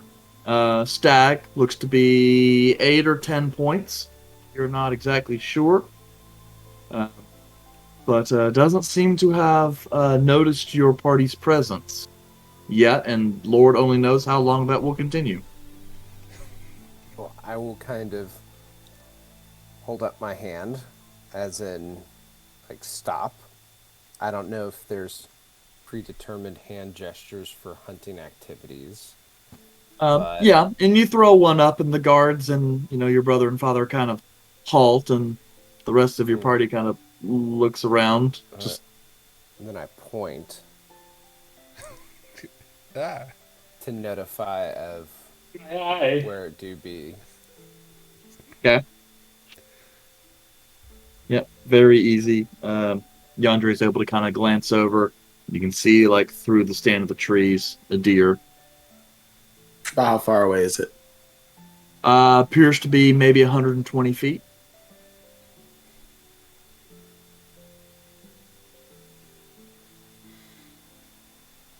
So are we to continue or stay here? What's the standard mode of operations for this?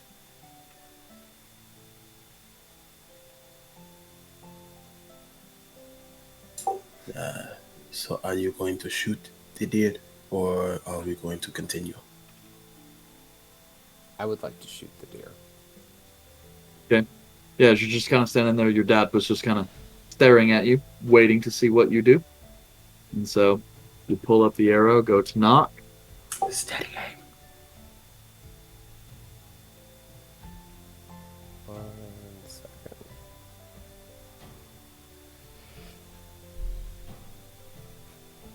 Okay. So, I mean, is this the same general actions as fighting? Yep. So, like, okay. So The only I will- difference is this deer is not fighting you back at the moment. So I will use my steady aim. So I will get advantage on that. And 19 Roll or 30 15, times. so I'm going to roll again for the elven accuracy. 23. Okay. Roll for damage. And don't forget your sneak attack of 46. Wow. 18.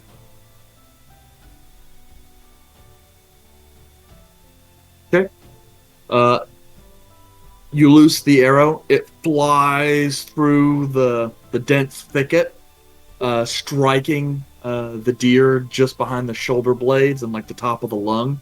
You see it leap once, twice, thrice, and then hit the ground.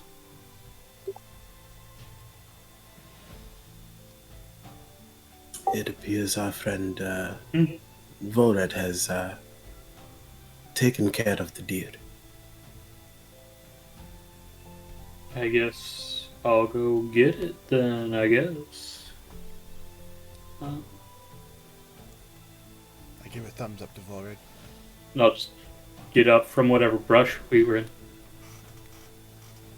Okay. And I'll go get the deer. Okay. Head out there in the brush.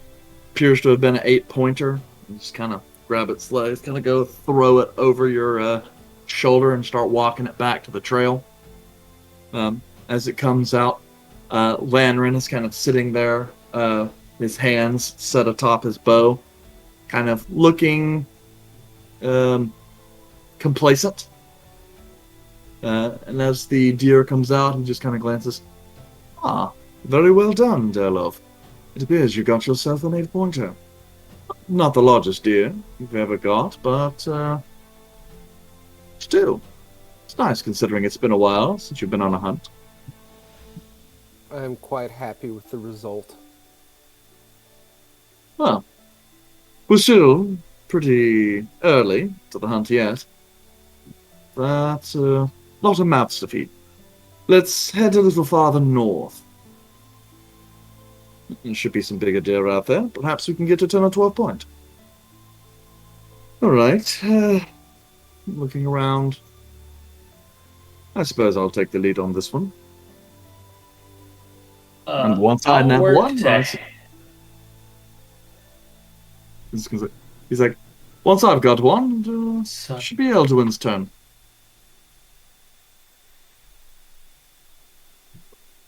I'll go ahead and hang the deer up and like bring it high just because we don't want to carry a deer with us. And so that like other big predators that may be nearby don't get it. Okay. And to start bleeding it because you don't want to let it. Fair enough. All right. So, let's see here. As you go through here, this section of the pathway starts getting a little narrow. What's the marching order?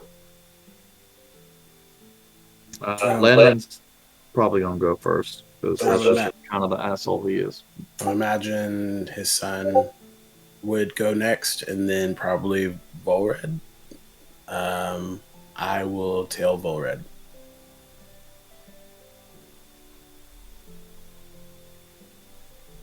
I'll go after Yandere. Throw me in there because I didn't catch a lick of that.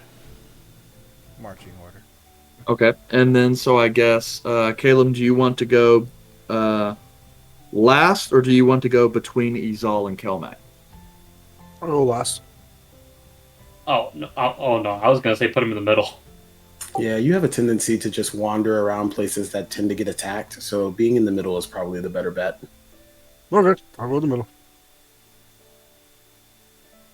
Gets blindsided from the side. Just can't have anything. Fucking like porcupine. Just gets him. Jesus. Yeah, that's unfortunately just his luck, you know. Attacked by a badger. All the Caleb. And it's all Caleb's fault. Let's see.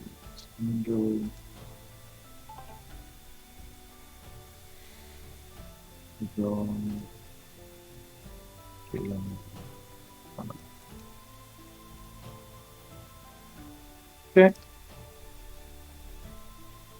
Right. So as you guys are continuing on, if you guys wouldn't mind giving me some more stealth checks. Yeah. Can do better than a 4. Double. It's an 8.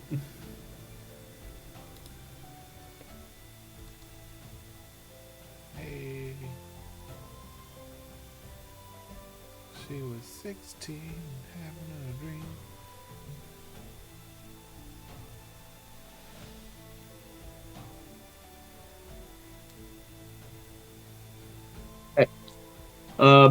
You guys are coming up a section of mountain where you guys are kind of rounding off towards the northern end, the Nepsa Valley. Izal, Kelmac, Volred, and Yandre. As you guys are coming across Yandere, this is a section you know pretty well. There's kind of a small trail that leads up into the mountains, and there's kind of this narrow wooden bridge that spans 2 shelves of rock. As you guys are kind of going through, up atop of the rock face to your left, probably about, I would guess at this point it's about 30 feet of elevation. Yandere sees it first, but only just before Izal, Kelmac, and Volred. You guys watch as this figure kind of makes its way up to the edge, just kind of popping out of the brush with a knocked arrow, and looks as though he's drawing and getting ready to fire down towards your party. So let's go ahead and roll initiative then.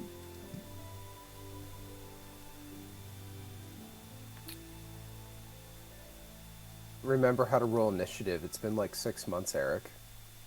You click the It initiative. has been a while. What's combat? I don't know her. I don't know how to fight. I guess that's true. Yandere hasn't What do really I been in do? combat yet, right? No, I got possessed the first time I got in combat. Yes. Let's see here. Kelmac's loaded in. Looks like Yandere's loaded in. Kalem's loaded in. Izal still did not load in for some stupid reason. So that's a total of 17, I'm guessing. Wait, Yeah. I Why get does it- advantage on initiative. oh, I was like, why does it give me 2 numbers? I have advantage. Okay. Can't catch me And by then surprise. Volreds did not load in, but he got a 21. Mm-hmm. That's pretty damn solid. 1 off. Okay.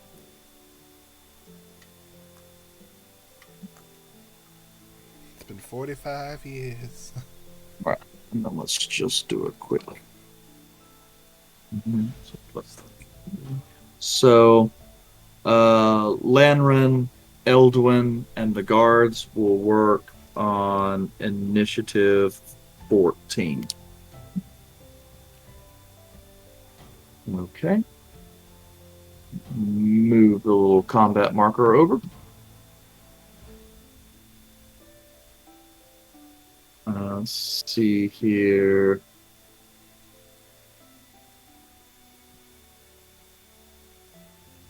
Let's see. Izal, what's your dex mod? 2.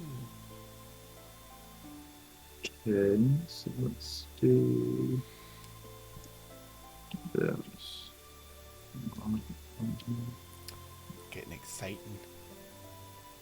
Can't wait. I haven't killed anything in The rest of it days. works. I don't have a total. Lorad.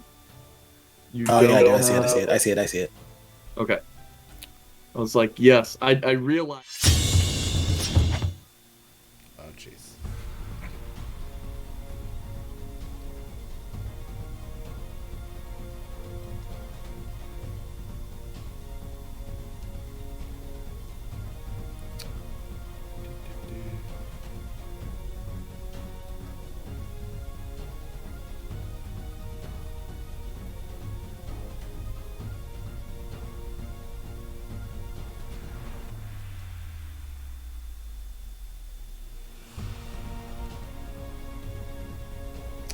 Haven't had combat since, yeah. But I am a skilled individual. Watch this. Editing on the go. Boo-doo-doo-doo-doo.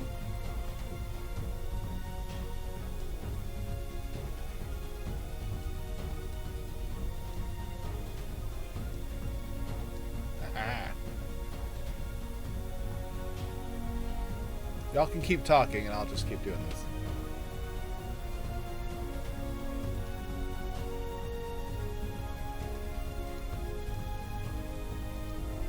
Yes. Jesus.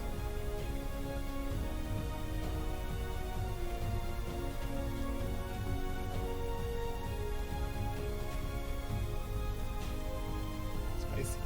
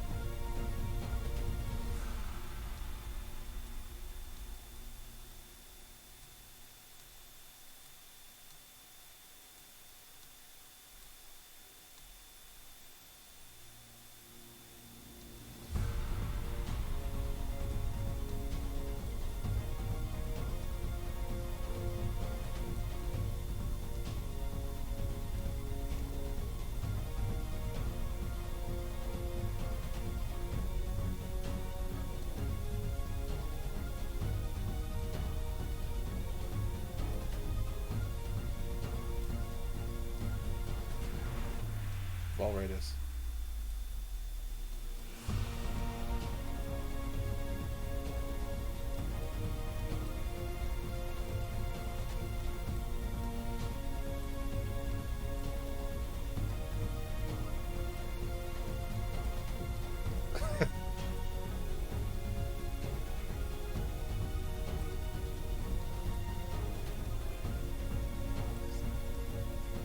Just sucks.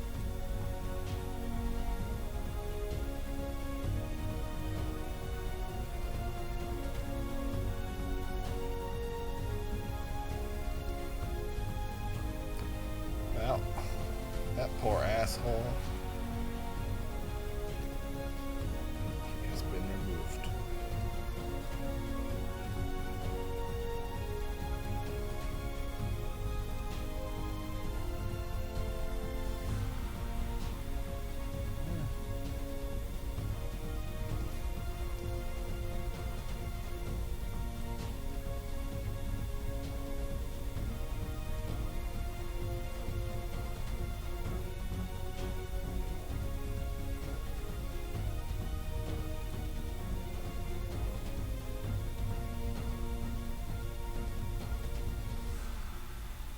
Eight.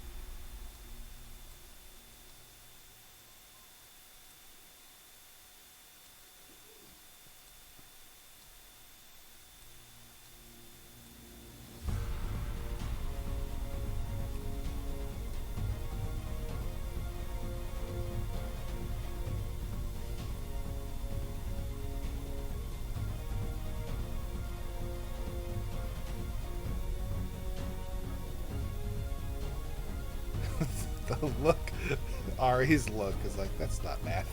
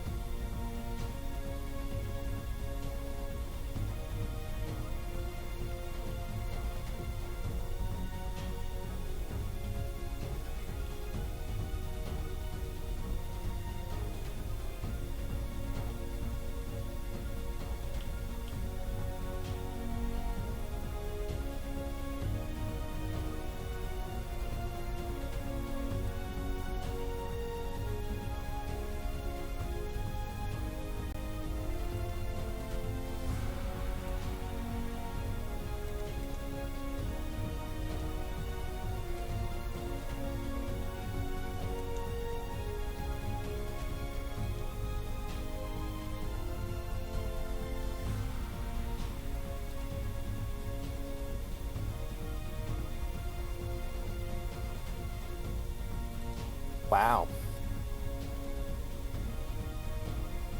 Oh. Not a lot of health changed right there, huh? What? Wait, can I ask a question? Hmm? So, Volred's base damage for the bow is 13, like max, because it's 8 plus 5, correct? Then his sneak attack is 4d6, which is 24. So that makes it 37 base damage plus the 28 that he did, minus 5 because it doesn't add the bonus on there, correct? Correct. Okay, cool. Then yes, it is 60. Okay.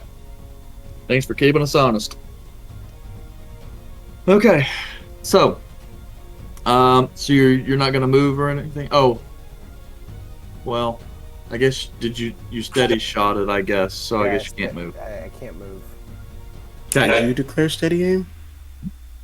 Yeah. Well, he didn't, but he rolled with advantage. Yeah, I said So- steady aim at the beginning. I said you need steady aim, and I didn't say elven accuracy because I got a crit on the first. Okay. So with that, this guy right here is going to charge in. Looks like it's taking a while to there we go, update. And he is going to attack the guard that's at the 4 there.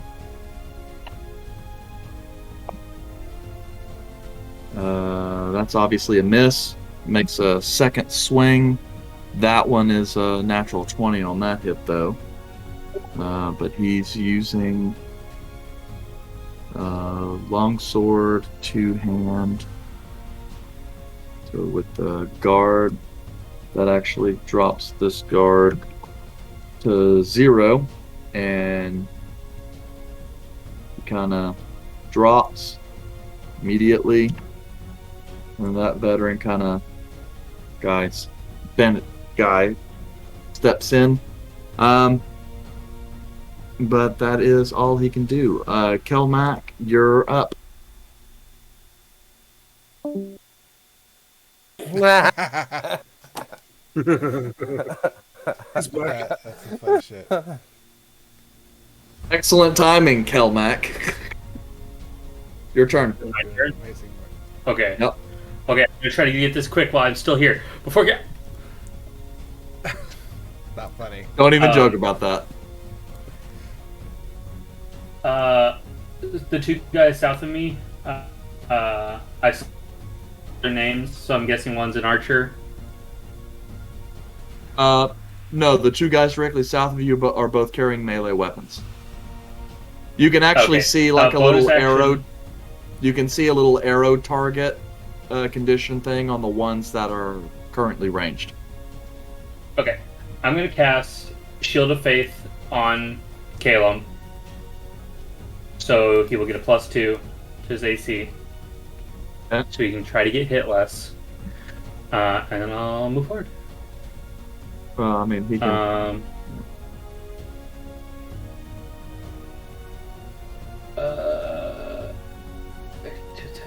Attack number 1 against the left guy. It's a dirty 20 Okay, that'll be a hit. 13 damage. Dung. Oh yeah. Yep. And you said a guy on the left, right? Sorry. No hat. No hat. Yeah, guy on the left. That's 20. Hey, some have hats, some don't. I can be specific. I'm just gonna whack him again if it's not. Just He whack is him again. down. Oh, Yep, he dropped. okay. Well, I'll go after the other guy then. Okay. 12 to hit. 12 does not hit. Okay. Bum. That is my turn. Okay, now it's the assassin's turn. He's all here on deck. Let's see. This guy is gonna have to make a very important choice at this present moment.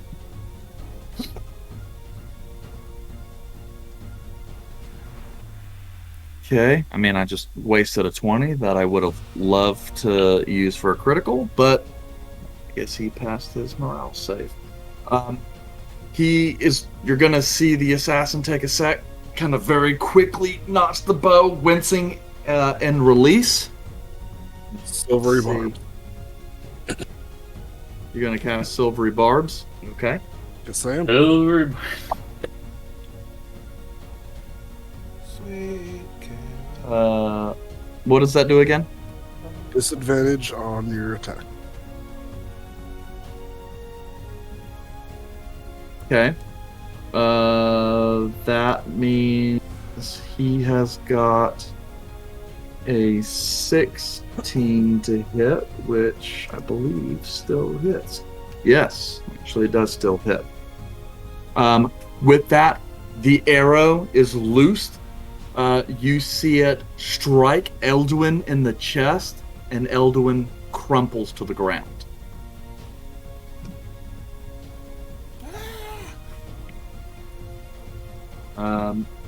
Let's see here. I'm Yep. going to give advantage to Kelmac to his next attack. Is that silvery barbs? You got something else you're doing with that?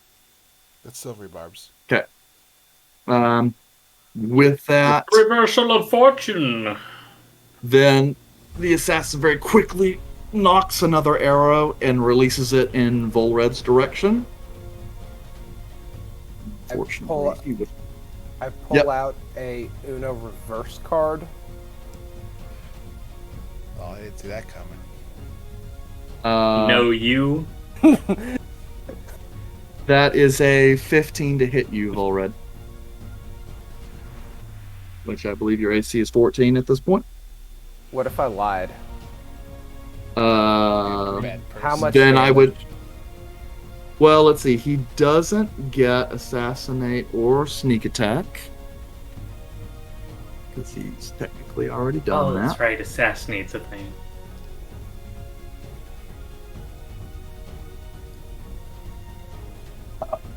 You're an assassin rogue, right, Volred? This dude wearing a mask. He has gotten max. Yeah. Uh, No, Volred's an assassin, so wouldn't he have taken max sneak attack damage because of That assassin? makes he it. did. That makes his first attack a critical automatically, right? Which you already crit. Yeah. Yeah. Crit Okay. their surprise. Okay. I think. No, Then I don't remember. if they have not acted, Yeah. But that's weird. I'm looking at my. I don't know. character It's a sheet thing. and I'm not seeing the assassin part, but I know I Let's took that. see. Assassin, roguish, archetype. no, I was wrong. No, Assassin's don't worry about it. trouble, dude. Yeah, you have advantage on attack rolls against any creature that hasn't taken a turn in combat yet, and any hit you score against the creature that is surprised is a critical. Which you wasn't surprised, but you Which would have he got wasn't advantage, surprised, which so- you got either way.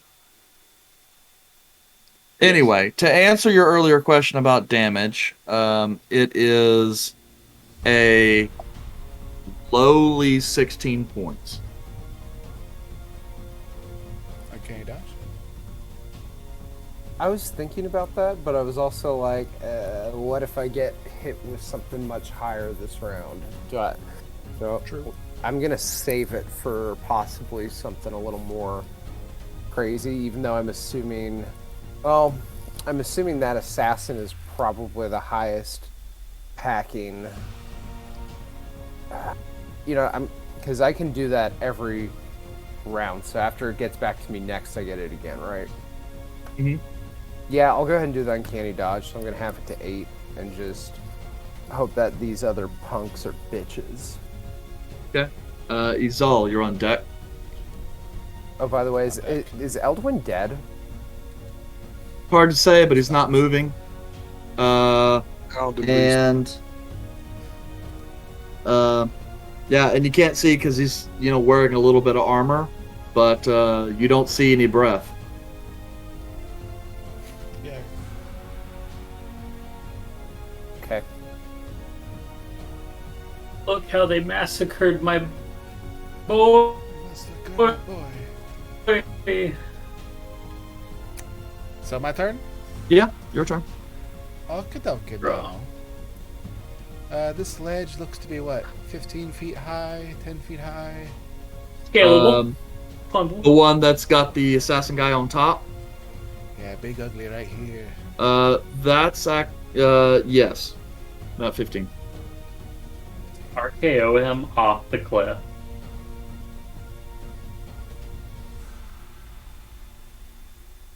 That's gonna take double movement to get up there. But man, would it be fun. Let's do it. Let's have some fun. Eric, I don't have control over my token. What? As I click it, it does nothing. Okay. Yay! I can control your character.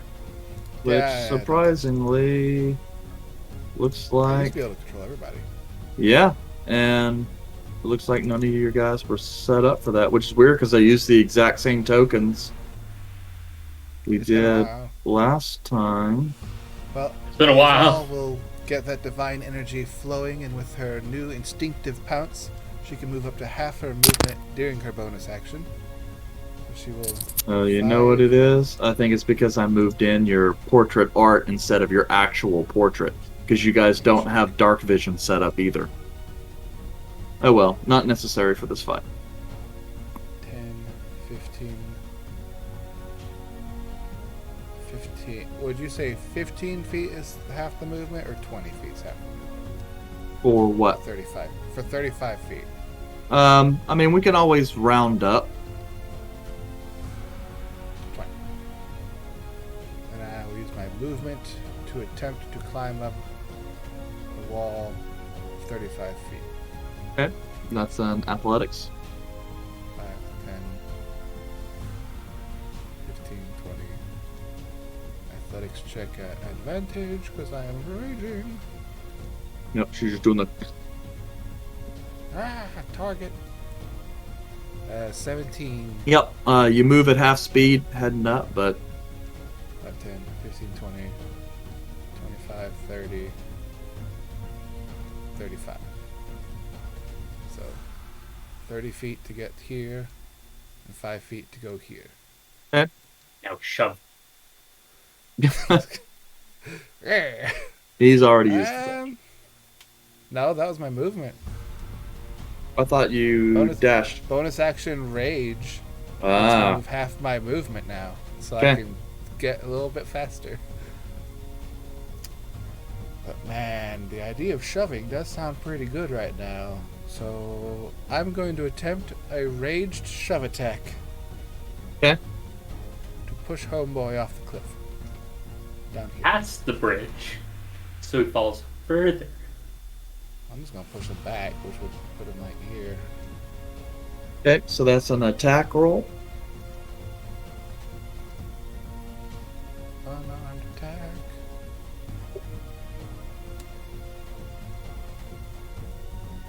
advantage. With a 21 shove him.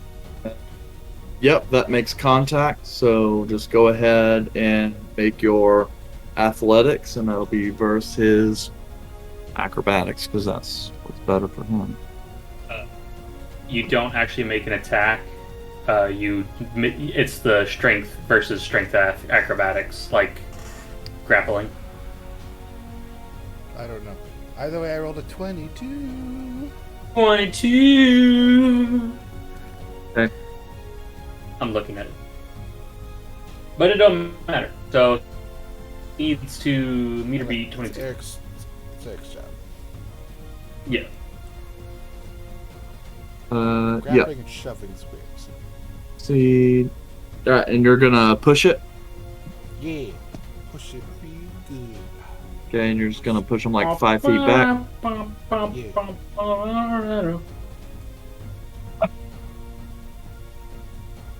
Okay. All right. So, and then he passed his acrobatics to avoid from falling.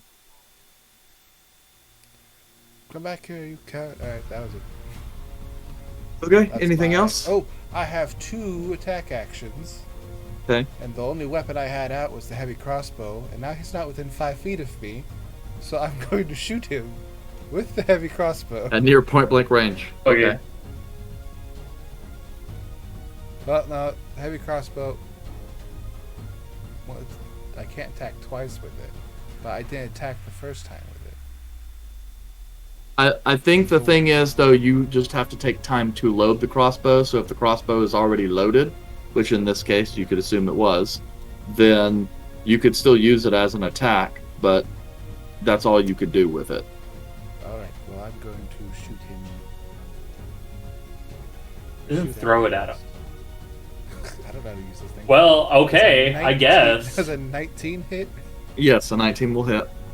Hey, 12, max damage, 12 points. Okay. Now this thing's useless because I'm not going to reload it. Why won't you fall? Doom. Because he's good at what he does. It's shoved, Alright. balancing on his toes. We get shunk. Okay, anything else? Ah! That's it. I'm all good now. Okay, so we got some bandit guys who are attacking. Let's see. First up is this one. Who's gonna take a look, and he's probably gonna attack this guard down here. Too bad we can't. We don't have a bard who just be like, "Your mom's a hoe." It's like, what? We never had a bard. What are you talking about? Okay, manages to land a blow. Come on. The guard's not dead yet, though he is pretty seriously wounded. Next up is another bandit. This guy. So that guy is going to move over here and switch out to his bow. His other buddy. And then he's going to fire at Volred. And that is going to be a 14 to hit, which just hits. Let's do 10. Do something about your AC, Volker. This is bad. To wait for a second to get more water, and I see I took more health, and now I'm getting hit again. No, you didn't take more health. That's the guard below you. Oh, okay, cool. Oh, good. It's just the help. 1. You take 3 points of piercing damage, Volred. I'm kidding. Oh, no, shut up. Next one. This veteran down here took going toe to toe with Kelmac. He is Bold. going. Real bold after watching his friend get cut down. Well, you know. The other guy you killed down was a lesser soldier. This guy's hardier stock. He's going to make an attack with a long sword. That is going to be a 16 to hit, No. but your armor still shows full plate. 18. He never took it off. He never changed it. I was the only person that Yeah, I changed didn't it. take mine off. Okay. That explains it then. I Okay. live in this thing, buddy. Like sardines. Okay. And then, then he'll follow that up with a short sword attack.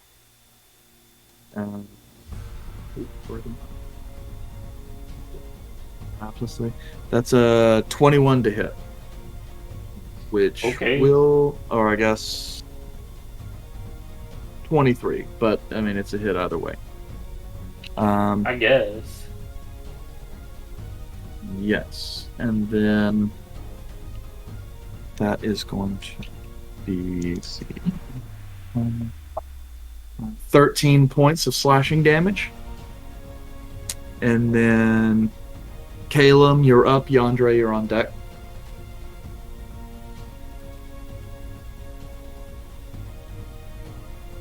Alright.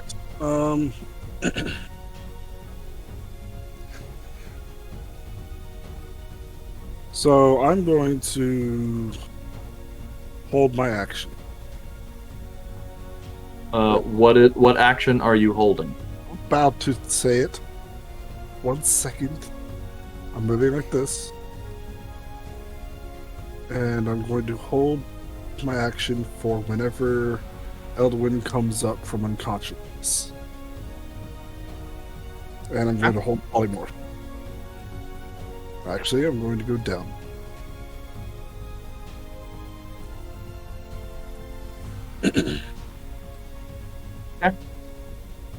Anything else? That will be it. Alright, Yandere, you're up. Well, I intended on doing things differently, but it appears my services are actually needed. Yandere will bend down and touch Eldwin and cast Cure Wounds.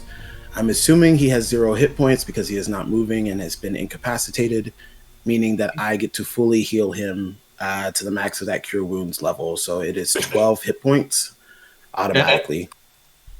So, you place your hand on him, release your healing energy. It has no effect. Is that to assume that he is completely dead? Yes. It seems he took enough points of damage to put him negative max hit points or beyond. He's a child. Yes, which, I mean, he didn't have a whole lot of hit points, really. Neither does Landrin. Neither do the guards, basically. They're Alright. really the only ones here that have even solid double-digit hit points. Well, I do have some unfortunate news. Looks like your brother cannot be saved at this moment. But with that, Reggie, I need some help. I am going to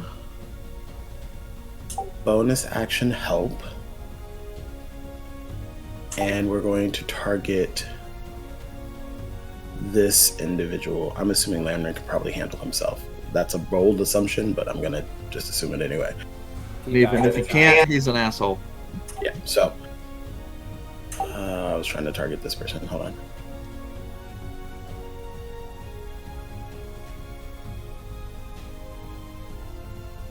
Wait, I'm casting help on. I'm using help on Volred. There you go.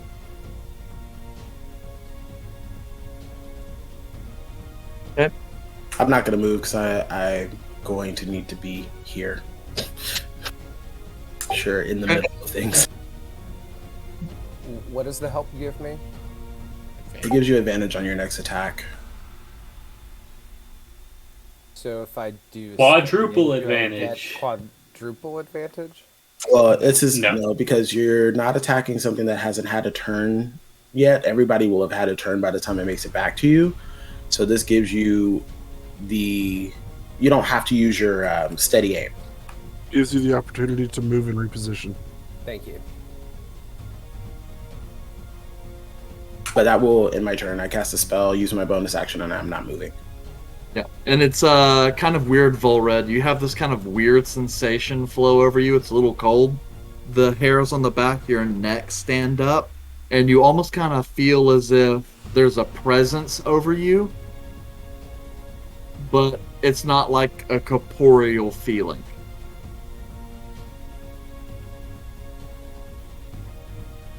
Okay. So let's see here. Next up.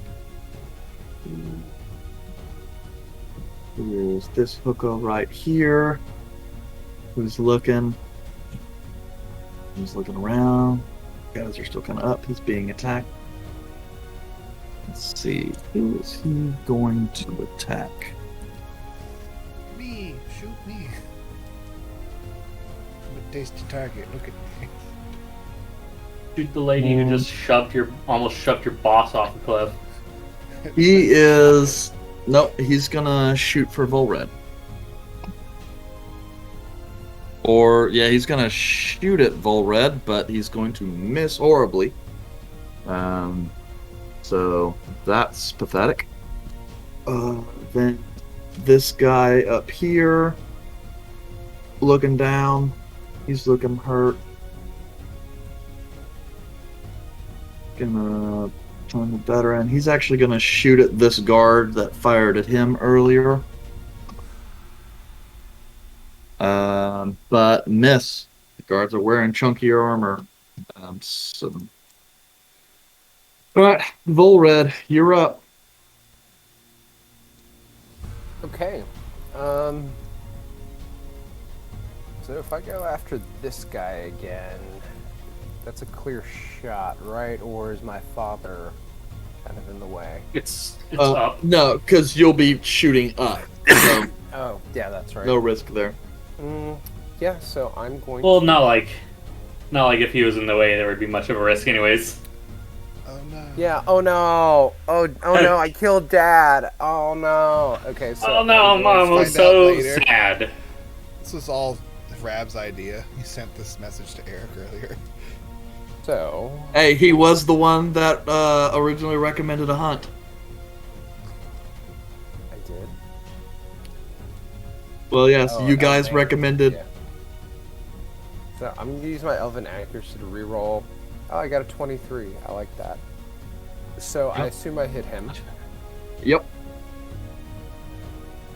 Oh, piercing 8, sneaky damage 14, 22. 22. And it's not his turn yet, so he does not get a redo of his uncanny dodge. Ah, that is what made it much less. Yeah, fuck off, you bitch.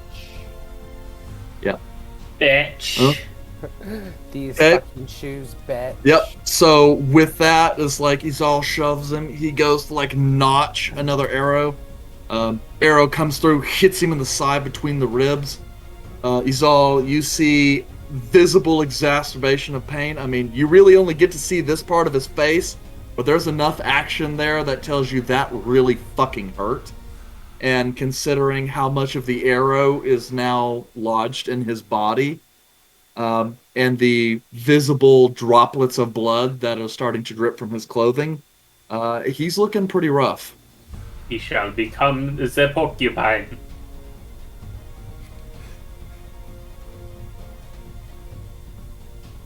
Looks Hey. like we're gonna be in for a chase. Anything else, Volred? Oh, Okay. Next up is the veteran guy that's attacking Lanrin. Kelmac, you're on deck. So let's see. That guy is going to attack Lanrin. First with longsword. And that is a 22 to hit. You don't say that. I get to. It's my game. I can do it if I want to. That is 10 points to Lanrin. oh no. Yeah, Lanrin's not looking so good. The veteran follows that up with a short sword swing. Damn. That one is a 23 to hit. for another 4 points. And then Lanrin goes unconscious. Okay, then with that, Veteran's going to step over Landrin's bleeding body to stand up next to Volret. I can Kelmac, just see you're the up. gears working. I can see all the gears working, and Volred's brain just, I don't know. Well, I'm going to hit this guy. Do I hit him? No, that's an 11. An 11? Or Nope. I get advantage. I get advantage because of Silvery Bark. That is true. 14. I think I did 14 earlier. Let's Or see 12. again. I think I had 12 earlier. That will miss. Okay. Then my second attack. Okay, that's better. 19. 19 will hit. I'm going. I don't know if this is going to be overkill, but I'm going to dunk a second level smite on him. Wait, how chunky does he look? He looks look pretty like- chunky. Like, this guy's Okay, got so some he muscle looks- on him. Okay, For so I'll drop comparison, he probably couldn't. He probably wouldn't be able to arm wrestle Izal, but he could probably hold his own in an arm wrestling match with anyone else in the party. He looks that hale. Okay, so I will drop the second level smite on him. So here's weapon damage. It's 4. Why did it re-roll it? It was 4 plus 4, 8. I re-rolled it for some reason. Because your fighting style rerolls it for you. Well, if I roll... 1 or 2.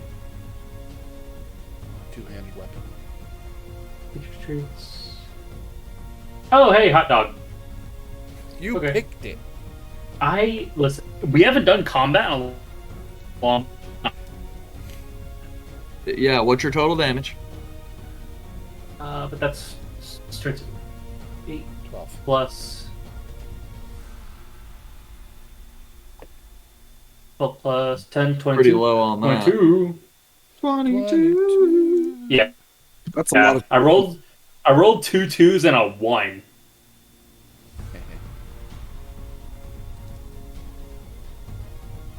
That's bad for 48. Yes, Ah. that is really bad for 48. Also, just remember those are basing 25%. So just because it goes down a little bit doesn't mean. I mean, you're not. You could be 1 point over half health, and that would still be considered 75% bar. So Yeah. don't read too much into it. I will use my bonus action for my channel divinity. Who is everyone? Okay, that's fine. So I get. Oh, that's poop. So I have 11 temp HP. Volred will get 5 temp HP.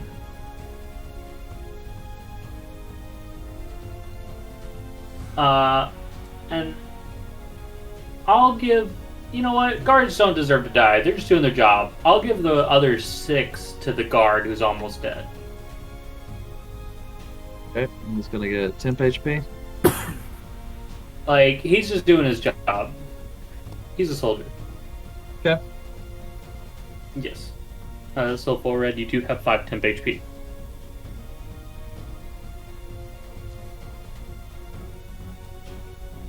That's my turn. Now let's see. Next up is the robed assassin. I need to have him make a morale save right quick. He's- Are we playing 40k? You're not getting away. No, I mean it's a go. I mean it is a very useful way for unbiasedly making decisions. So he's gonna look away. He's not losing his composure, but he's looking at his wounds, looking at his Zal. Okay. This lady will use you as a cushion to survive a fall. Okay. Mm-hmm. Do I?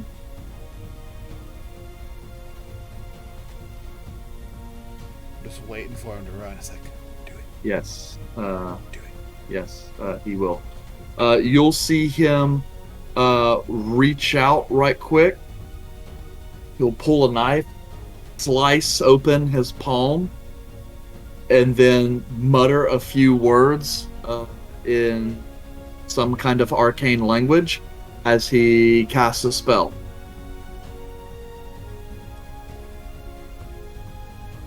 No one has their reactions right now. So Do I have line of sight of him? You do have We're line of sight. concentrating on polymorph. I That is use true. reaction to use it, but since I can't use it, it's done. You use your reaction to hold it. Yep. And so you don't get your reaction back until the start of your turn. Yeah, you You don't. also lose that spell slot. Okay. Well, it's already gone anyways. Yeah. But yeah. Okay. Okay. So with that, the assassin utters some words, and you see his form shimmer as he turns invisible.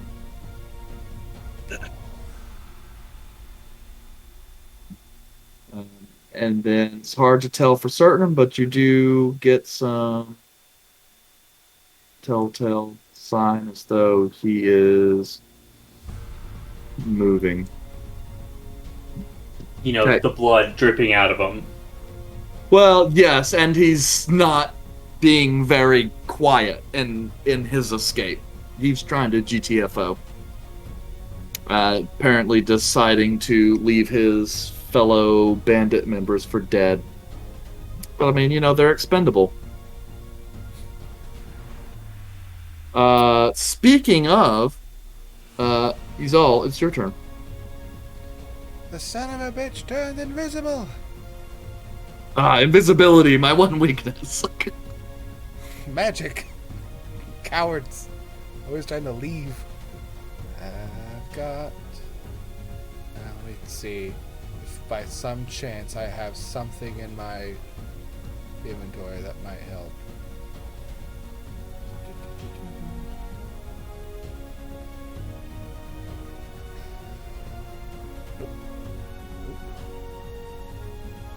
Could entice him with some food. That'll work. It's at least 30 feet away from me now. Yep, I got nothing. Time to solve it the old-fashioned way.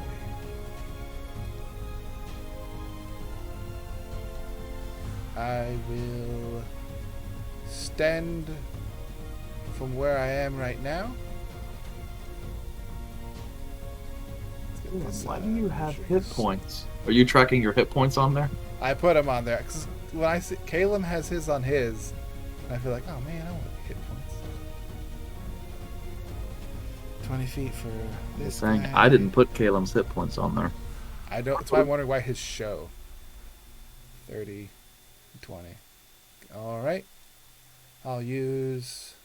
I will draw out 2 javelins with my 2-weapon fighter feet, and I'm gonna chuck one at this dude. Which I get the other button up.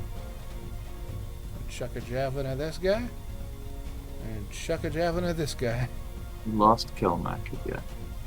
as is tradition. So you're gonna chuck first at this guy who's in up to face with Volred. Yep. Throw this one. Let's see if reckless is melee. First attack on your turn, you can decide attack recklessly with melee weapon attacks. Well, it is a melee weapon with a thrown property. Correct. Yes. The javelin is a melee weapon with a thrown property, so I can still reckless with it. Recklessly throw it. Yes, I guess that's true. Does a dirty 20 hit? Yes. Yay! I deal. It's. Do I get my radiant damage on this? I don't use ranged. When I do, it doesn't work. So, Divine Fury. Hit a creature in turn with a weapon. Okay, so it does 1d6 plus 3. Plus my rage damage of.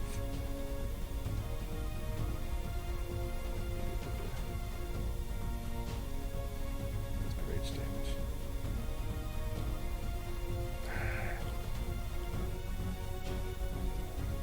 Two.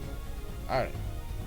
Now I know what I'm adding to it. Ooh, 18, 19, 20 points of damage. As I max damaged both of them on this guy. Yeah. And let's see here. 20 points of damage.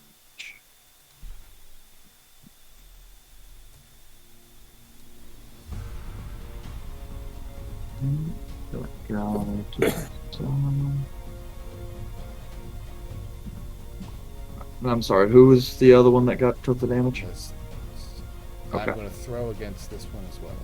Okay, and did you already roll the damage for him? I haven't attack rolled him yet. Okay. That was just the one attack against the one person. Yep. Okay, just making sure I didn't miss something. Reckless.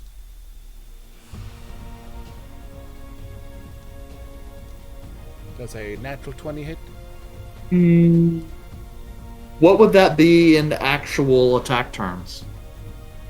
I throw it extra. I do like a pirouette in space to get extra momentum and throw it. And it just makes itself even harder. Did I hit while it's in his shoulder? Ah! Did I get him?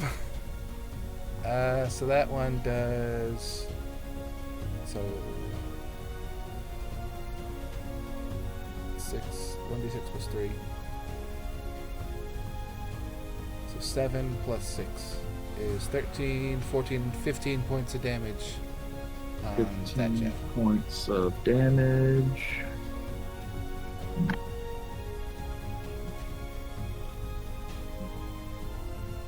Okay, which is enough to drop him. And I'm out of javelins, so I slide down the hill right here. Hey, the guy turned invisible and ran off. I don't know where he's at. This guy has my javelin. I pull it out of him. That's one way to do it. Okay. Anything else? Don't have a bonus action, so I'm good. Okay, next up is this bandit who is going to shoot Volred, He's fine. but miss. And then this bandit is also going to shoot at Volred. And that's a 22. Okay, what you say? Okay, I can do it if I want. And that's going to be a whopping 2 points of piercing damage to you, Volred. Off of his temporary hit points. Next up is the veteran going toe to toe with Kelmac. Longsword blow. I'm fairly certain that's a miss. Yes. And then follow up with the short sword. That is a dirty 20. So that one will be 7 points of piercing damage with the short sword for you, Kelmac. Let's see, next up, guards. So let's see here. You'll need to mark Kelmec stuff. Okay. Let's see here. This guard's gonna drop and switch to melee weapon and attack the veteran, which he lands below. Yeah. That's gonna be 4 points against that player.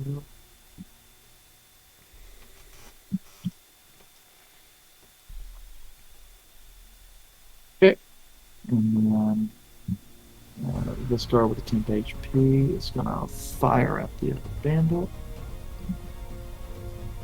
with a natural 20, which is always good to see. So that's gonna be 10 plus 9 plus 1, 20 points, which is actually going to be enough to kill that bandit. Go team. Give that man a promotion. Or a raise. He's already gotten an arrow. Yep, okay. Fire him. And then this guard's going to take a step forward and he's going to shoot at the veteran. That's a 15, which is going to miss. Alright, Calum, you're up. Yandre, you're on deck. Alright,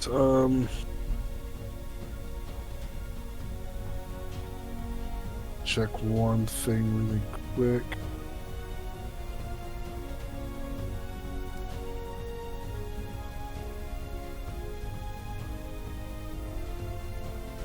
Alright, so I'm going to almost completely drain my wand of magic missiles. Okay. So I'm going to use 6 total charges. So 64 plus 6. No, it starts out with 4d4.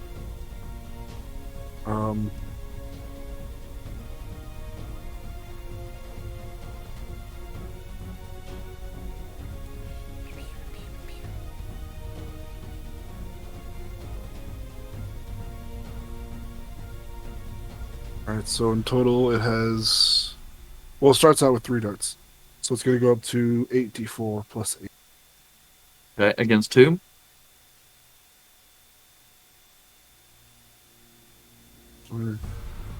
This guy. Against that bandit. Bandit A. Okay. Don't even bother rolling. Because even if you roll men damage, you will far surpass his damage ability. Anyway, Threshold. like rolling. Anyway, You can roll anyway. 17, very nice. Oh, you got average damage. but yeah. I just wanted to stop him from continually shooting. And then... Let me see if I have anything.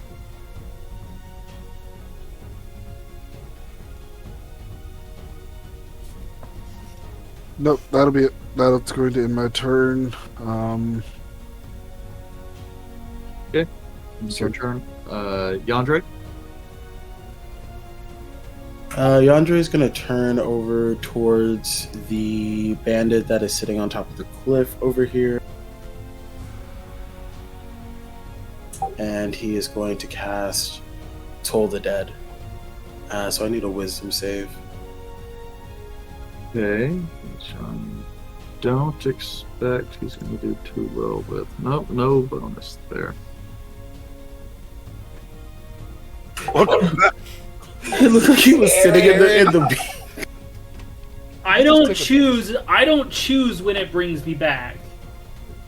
That's Yeah, obviously. I'm just watching the stream back there. Anyway, that is a 9, Yandre. Okay, so he gets hit with 2d12. Yikes. That's good. Not if I roll like crap. Okay, well, I'll take 13. Kelmac, you took 7 damage, by the way. Thank you. Okay. Let's go big damage. So that With guy- that, he is now dead. And that means, Volred, you're actually going to be next on the initiative.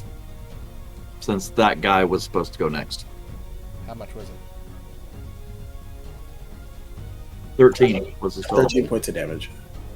Oh, And then I will use my bonus action to help Volred again. Okay. I don't think he needs it. He has a lot of people standing right next to this target that's in front of him. I will help Kelmac. Volred, your turn.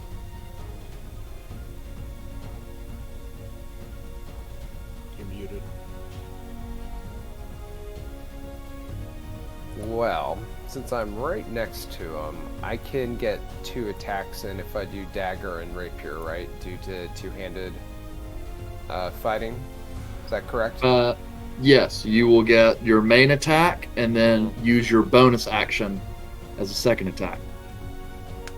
But you do not get your dex modifier on the second attack. Correct. That's cool. But would I get sneak attack on both?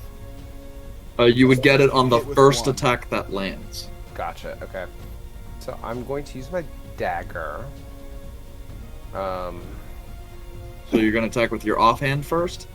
I would attack with the one that has the mortar damage. Which I think is your rapier. Isn't it both 1d8 plus 4? No, your dagger should be 1d4 plus 4. Unless you have a special dagger. Oh, my bad. I wrote it wrong. So does a 25 hit? Technically, it's 26. I'm flanking. That is also true. Yeah, I'd say that hits. Looks good on tape. 11 piercing, 13 sneak attack, 24 damage. So 24 damage. Okay. He dropped pretty considerably. He's looking pretty hurt.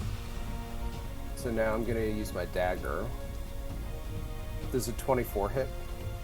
Yes. 25. So no You're correct. It is just the 1 damage because you don't get your bonus. So 5. It's just 1. You have a plus 4 that's added on there. That's your dex modifier.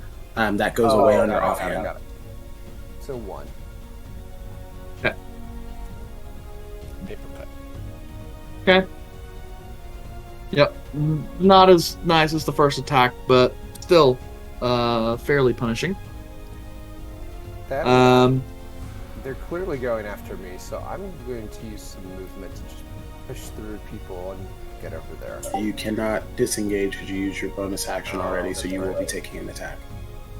Never mind. Actually, as a rogue. Oh wait, Bonus yeah, you can action, disengage as a offhand. bonus action. Yeah, he doesn't get extra bonus actions. That's not his thing. That's the swashbuckler's thing. Or whatever. There's one of them. Which is weird. It's swashbuckler. It's fine. Yes. So. Smash blah. Okay. So in this case. Alright, full redstone. Let's. Feed this guy. He's looking pretty low. Yeah, this guy is gonna fail his morale save. He is going to tuck tail and run, which will actually provoke melee attacks from Izal, the guard, and Volred. You guys can take those in any order you wish. Do you want to use your reaction to attack him? He was trying to kill you. Well, I guess technically the guard gets to take it first because he will leave the guard's threatened square first. So we'll do that, but it doesn't roll high enough anyway. Yep. So, yeah, Izal, Volred, whichever of you wants to resolve it first. Steps on Lantern's head. Just, I succeed to Volred. He has home field advantage. 21. 21 hits. 6 piercing. Do I get sneak attack here, or the reaction no sneak attack?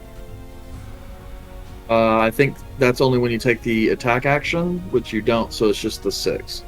I think sneak attack Well, is. He can sneak attack as a reaction. The question is, does he have an ally within 5 feet when he gets it? Landren.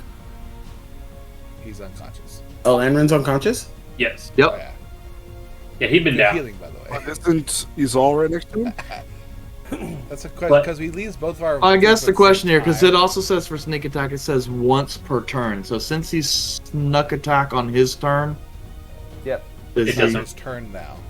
It's not once per round. It's once per turn. It's now the bandit's turn, so he can sneak attack once during their turn as well. But Okay, don't feel that's- bad, Yandre. So basically, that means he could have as many sneak attack actions as he gets That's attacks. Or reactions. Okay. So yes, add your sneak attack. 23 damage. Total. 20 damage. 23 total. 23. 23. So he like died though, right? Yes, he is dead.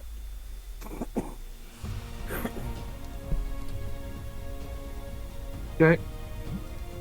Good turn. That makes it Kelmac's turn now, actually. Okay, I'm gonna grapple this fool. And then Izal, you're gonna be on deck.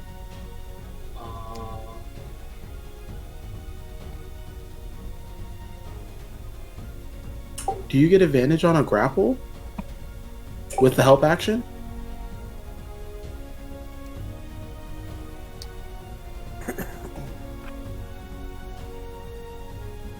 Just double. Help. I'm double checking grapple.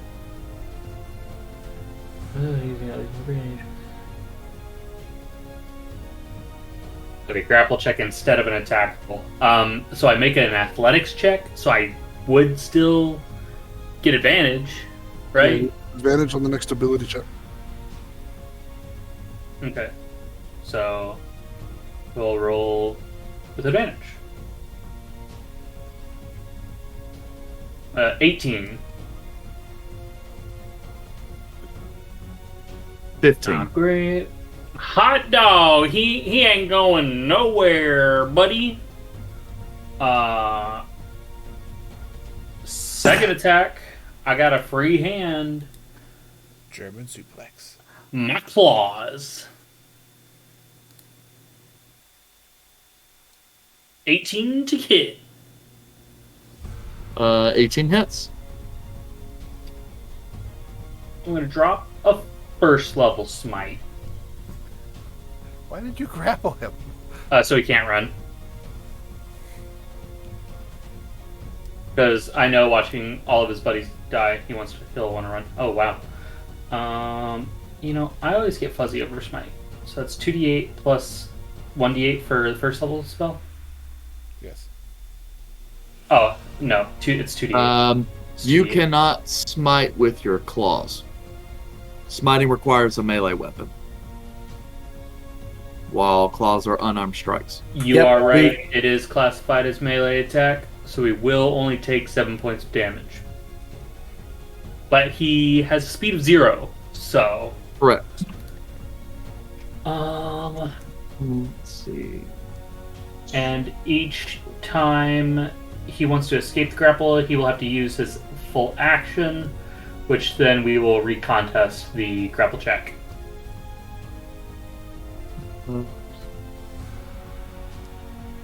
Right now, he ain't going nowhere. I've got him for 3 minutes of playtime.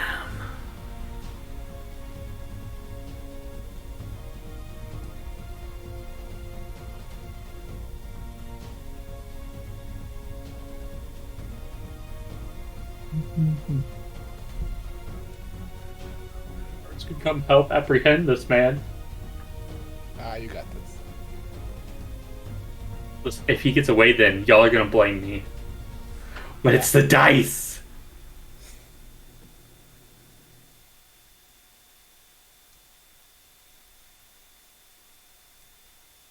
Okay. So, taking a look at this.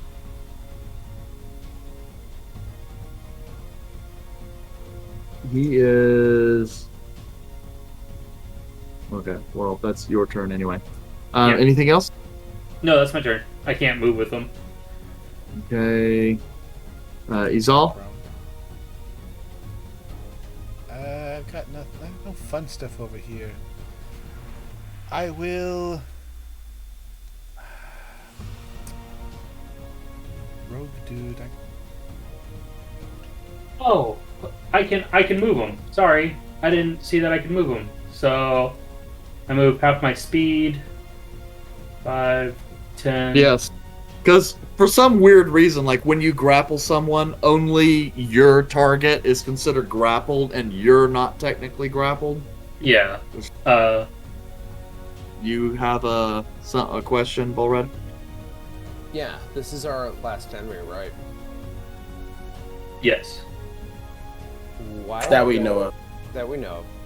Why don't we take them into our possession and interrogate? That's what I'm trying to do right now. I'm trying to bring them back so all of us can dogpile them. Which is why I looked up if I could move with them so I could drag them back. So 5, 10, 15, 20. I'm going to drag them here, right in the middle of these other two guards. I'll use my action, since I'm right by Landrin, to use of my medicine kit. My Try healer's and kit stabilize him? to just stabilize him outright. Okay. Apply the bandages. He's bleeding. Put some gauze in there. Prop the head up. Alright. I'm gonna go back up. And then I will climb back up here. Are you good? Are you good? He's good. I'll use hopefully half my movement and everything to get back up to the top of the mountain. Yep. Okay. That's it. I can't do a check or anything because I just did all that. And my rage drops. Yep. That's it for me. DM, just for your info, just to reiterate, I did drag the bandit here to the square to the right of my token. Let's see here. Push him off the cliff. You won't be able to pull him that far. Because you move Yes. at half speed while you're dragging him. I move, my full speed is 45. Fair enough. That That checks. oh, he can only move 30. I move 45. Oh, okay. Never mind, I retract my earlier statement. I am very Normally. fast. Okay, so you drag him over there in any case. Nothing Is- that big can move that fast. Moves at 45 feet. Yeah, I mean, around you also the have top. like a solid 18 inches on this guy, so there's Yeah. that too. I'm good. I'm done. So this guy, you move him over there, he's going to keep attacking you. Thing. Actually, hold on. a I second. don't think. Oh, he can Good attack. job, well grappled. Oh, Bevo learned this math lesson. His movement is just reduced to 0, but he can still Yeah. attack. Yeah.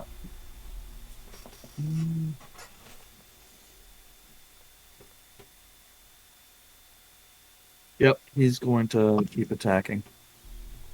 That is a 19 to hit.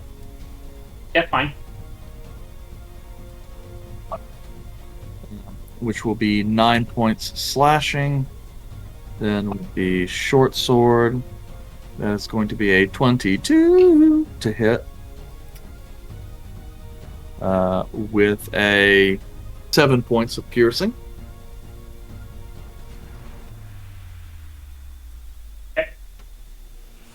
Okay, and then Caleb, just you're for up. Yon. Yandere, you're on deck. Just for Yandre's info, I'm at 24 out of 60. We have people who are downed. Yes. In that case, You're what you're flat. really trying to say, Kelmac, is that you're bloodied. You Yes. have lay on hands. Quit complaining. I do have lay on hands. That guard is the only one up. Yep, that bandit guy. The rest of them are dead or dying. He's still above. Well, he's below 50 now, right? Yep, he's definitely taken some wounds, and he's bleeding quite thoroughly. Not critical condition, but homeboy probably will need a doctor before too long.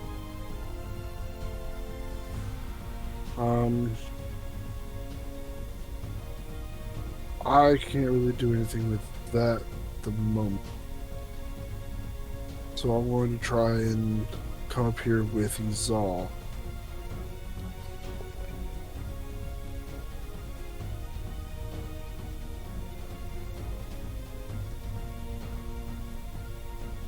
I'm assuming this is double movement going up. Yes, and you'll need to make a check as well for climbing.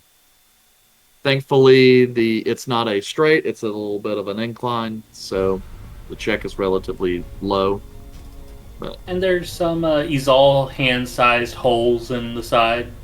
Well, what I was going to say, Talk about my but you are a holes. wizard, you Athletics. know. Yes. Show that core strength you got from that magic pond. 3.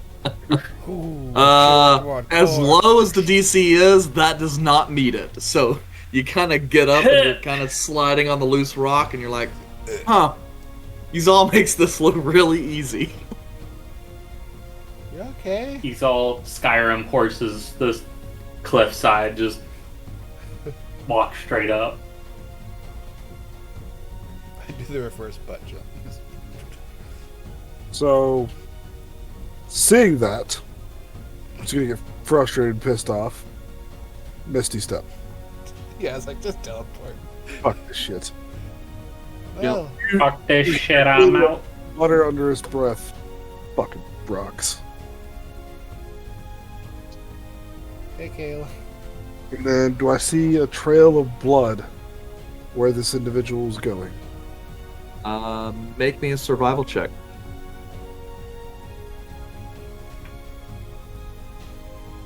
I clearly passed with a 5. I'm just kind of tired and frustrated from When you say you passed, you mean you passed on the opportunity to notice. So you see nothing. So you see nothing other than what appears to have been a struggle. And the lack of a body.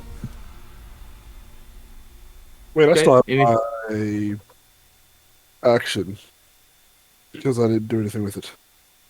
Correct.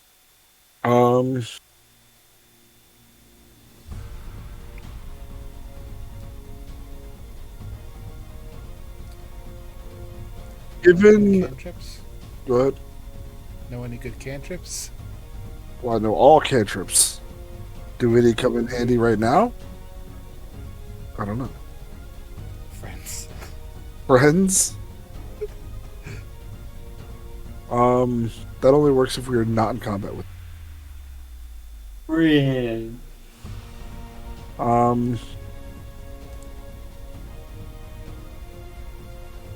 Given the fact that I just tried to find out where they were and failed, if I use the spell Borrowed Knowledge to become proficient with survival, could I make another check next round?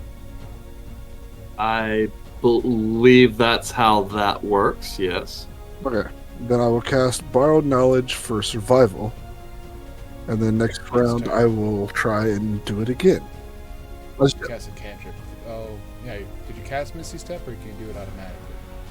That's a bonus action. Right. And it's a feature with my. Does it let Does you- it still count? Does it say for- teleport 30 feet, or does it say you cast Misty Step once per day? Because Yandere can teleport 30 feet. You Misty Step. Yandere gets the shortcut. It says part of Fey Touch. Yeah, you get to cast it once per long rest. Cast it, but I'll wait. Then that ends my turn.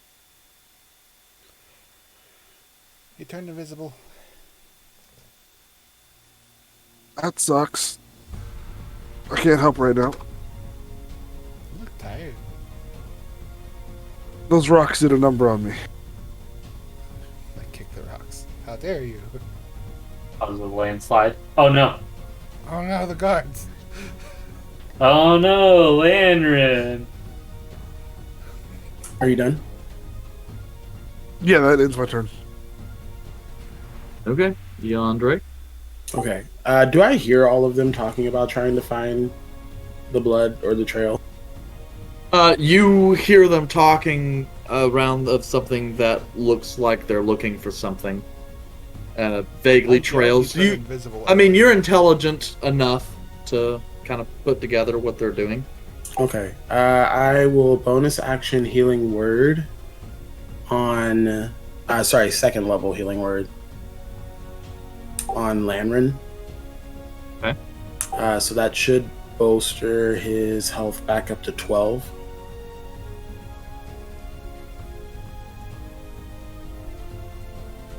Okay. And then if I understand what they're looking for, can I attempt to try to find this missing person? You are down there, not up. So you're not in the area, but presumably if you made your way up there and had a look around, you probably could.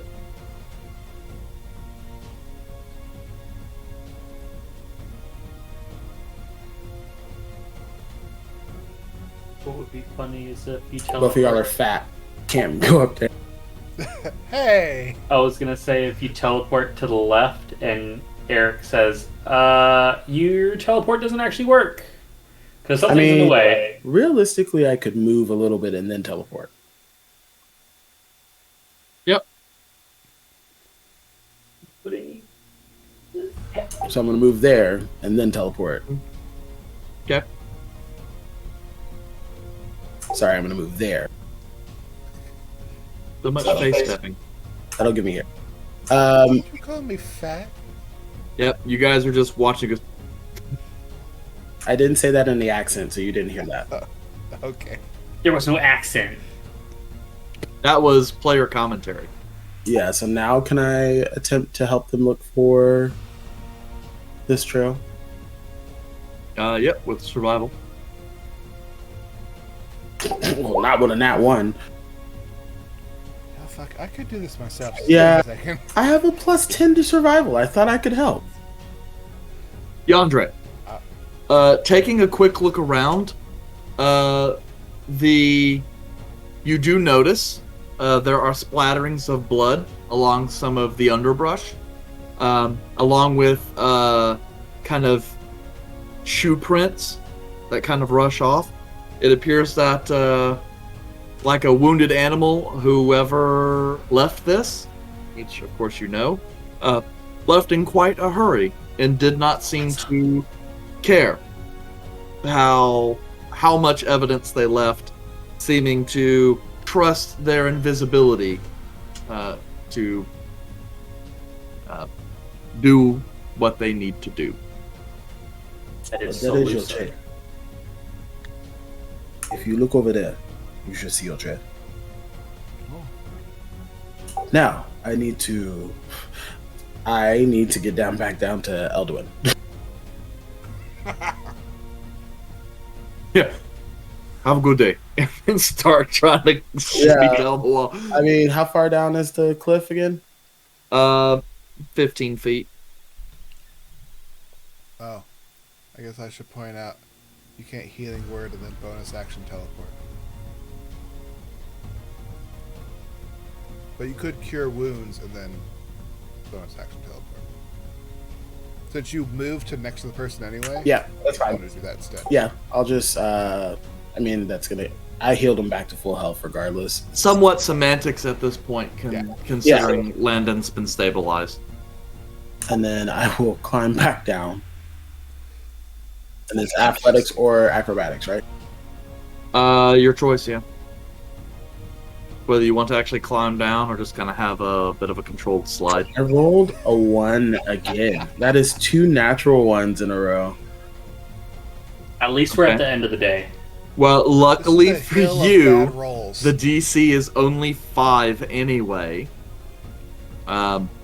Because it is on an incline, so you really just kind of have to slide down the hill. You get a rock in your shoe. I'm getting really lucky that the fact that these DCs are just right outside of what my bonuses are. Okay, and that'll end my turn because I moved, teleported, and moved.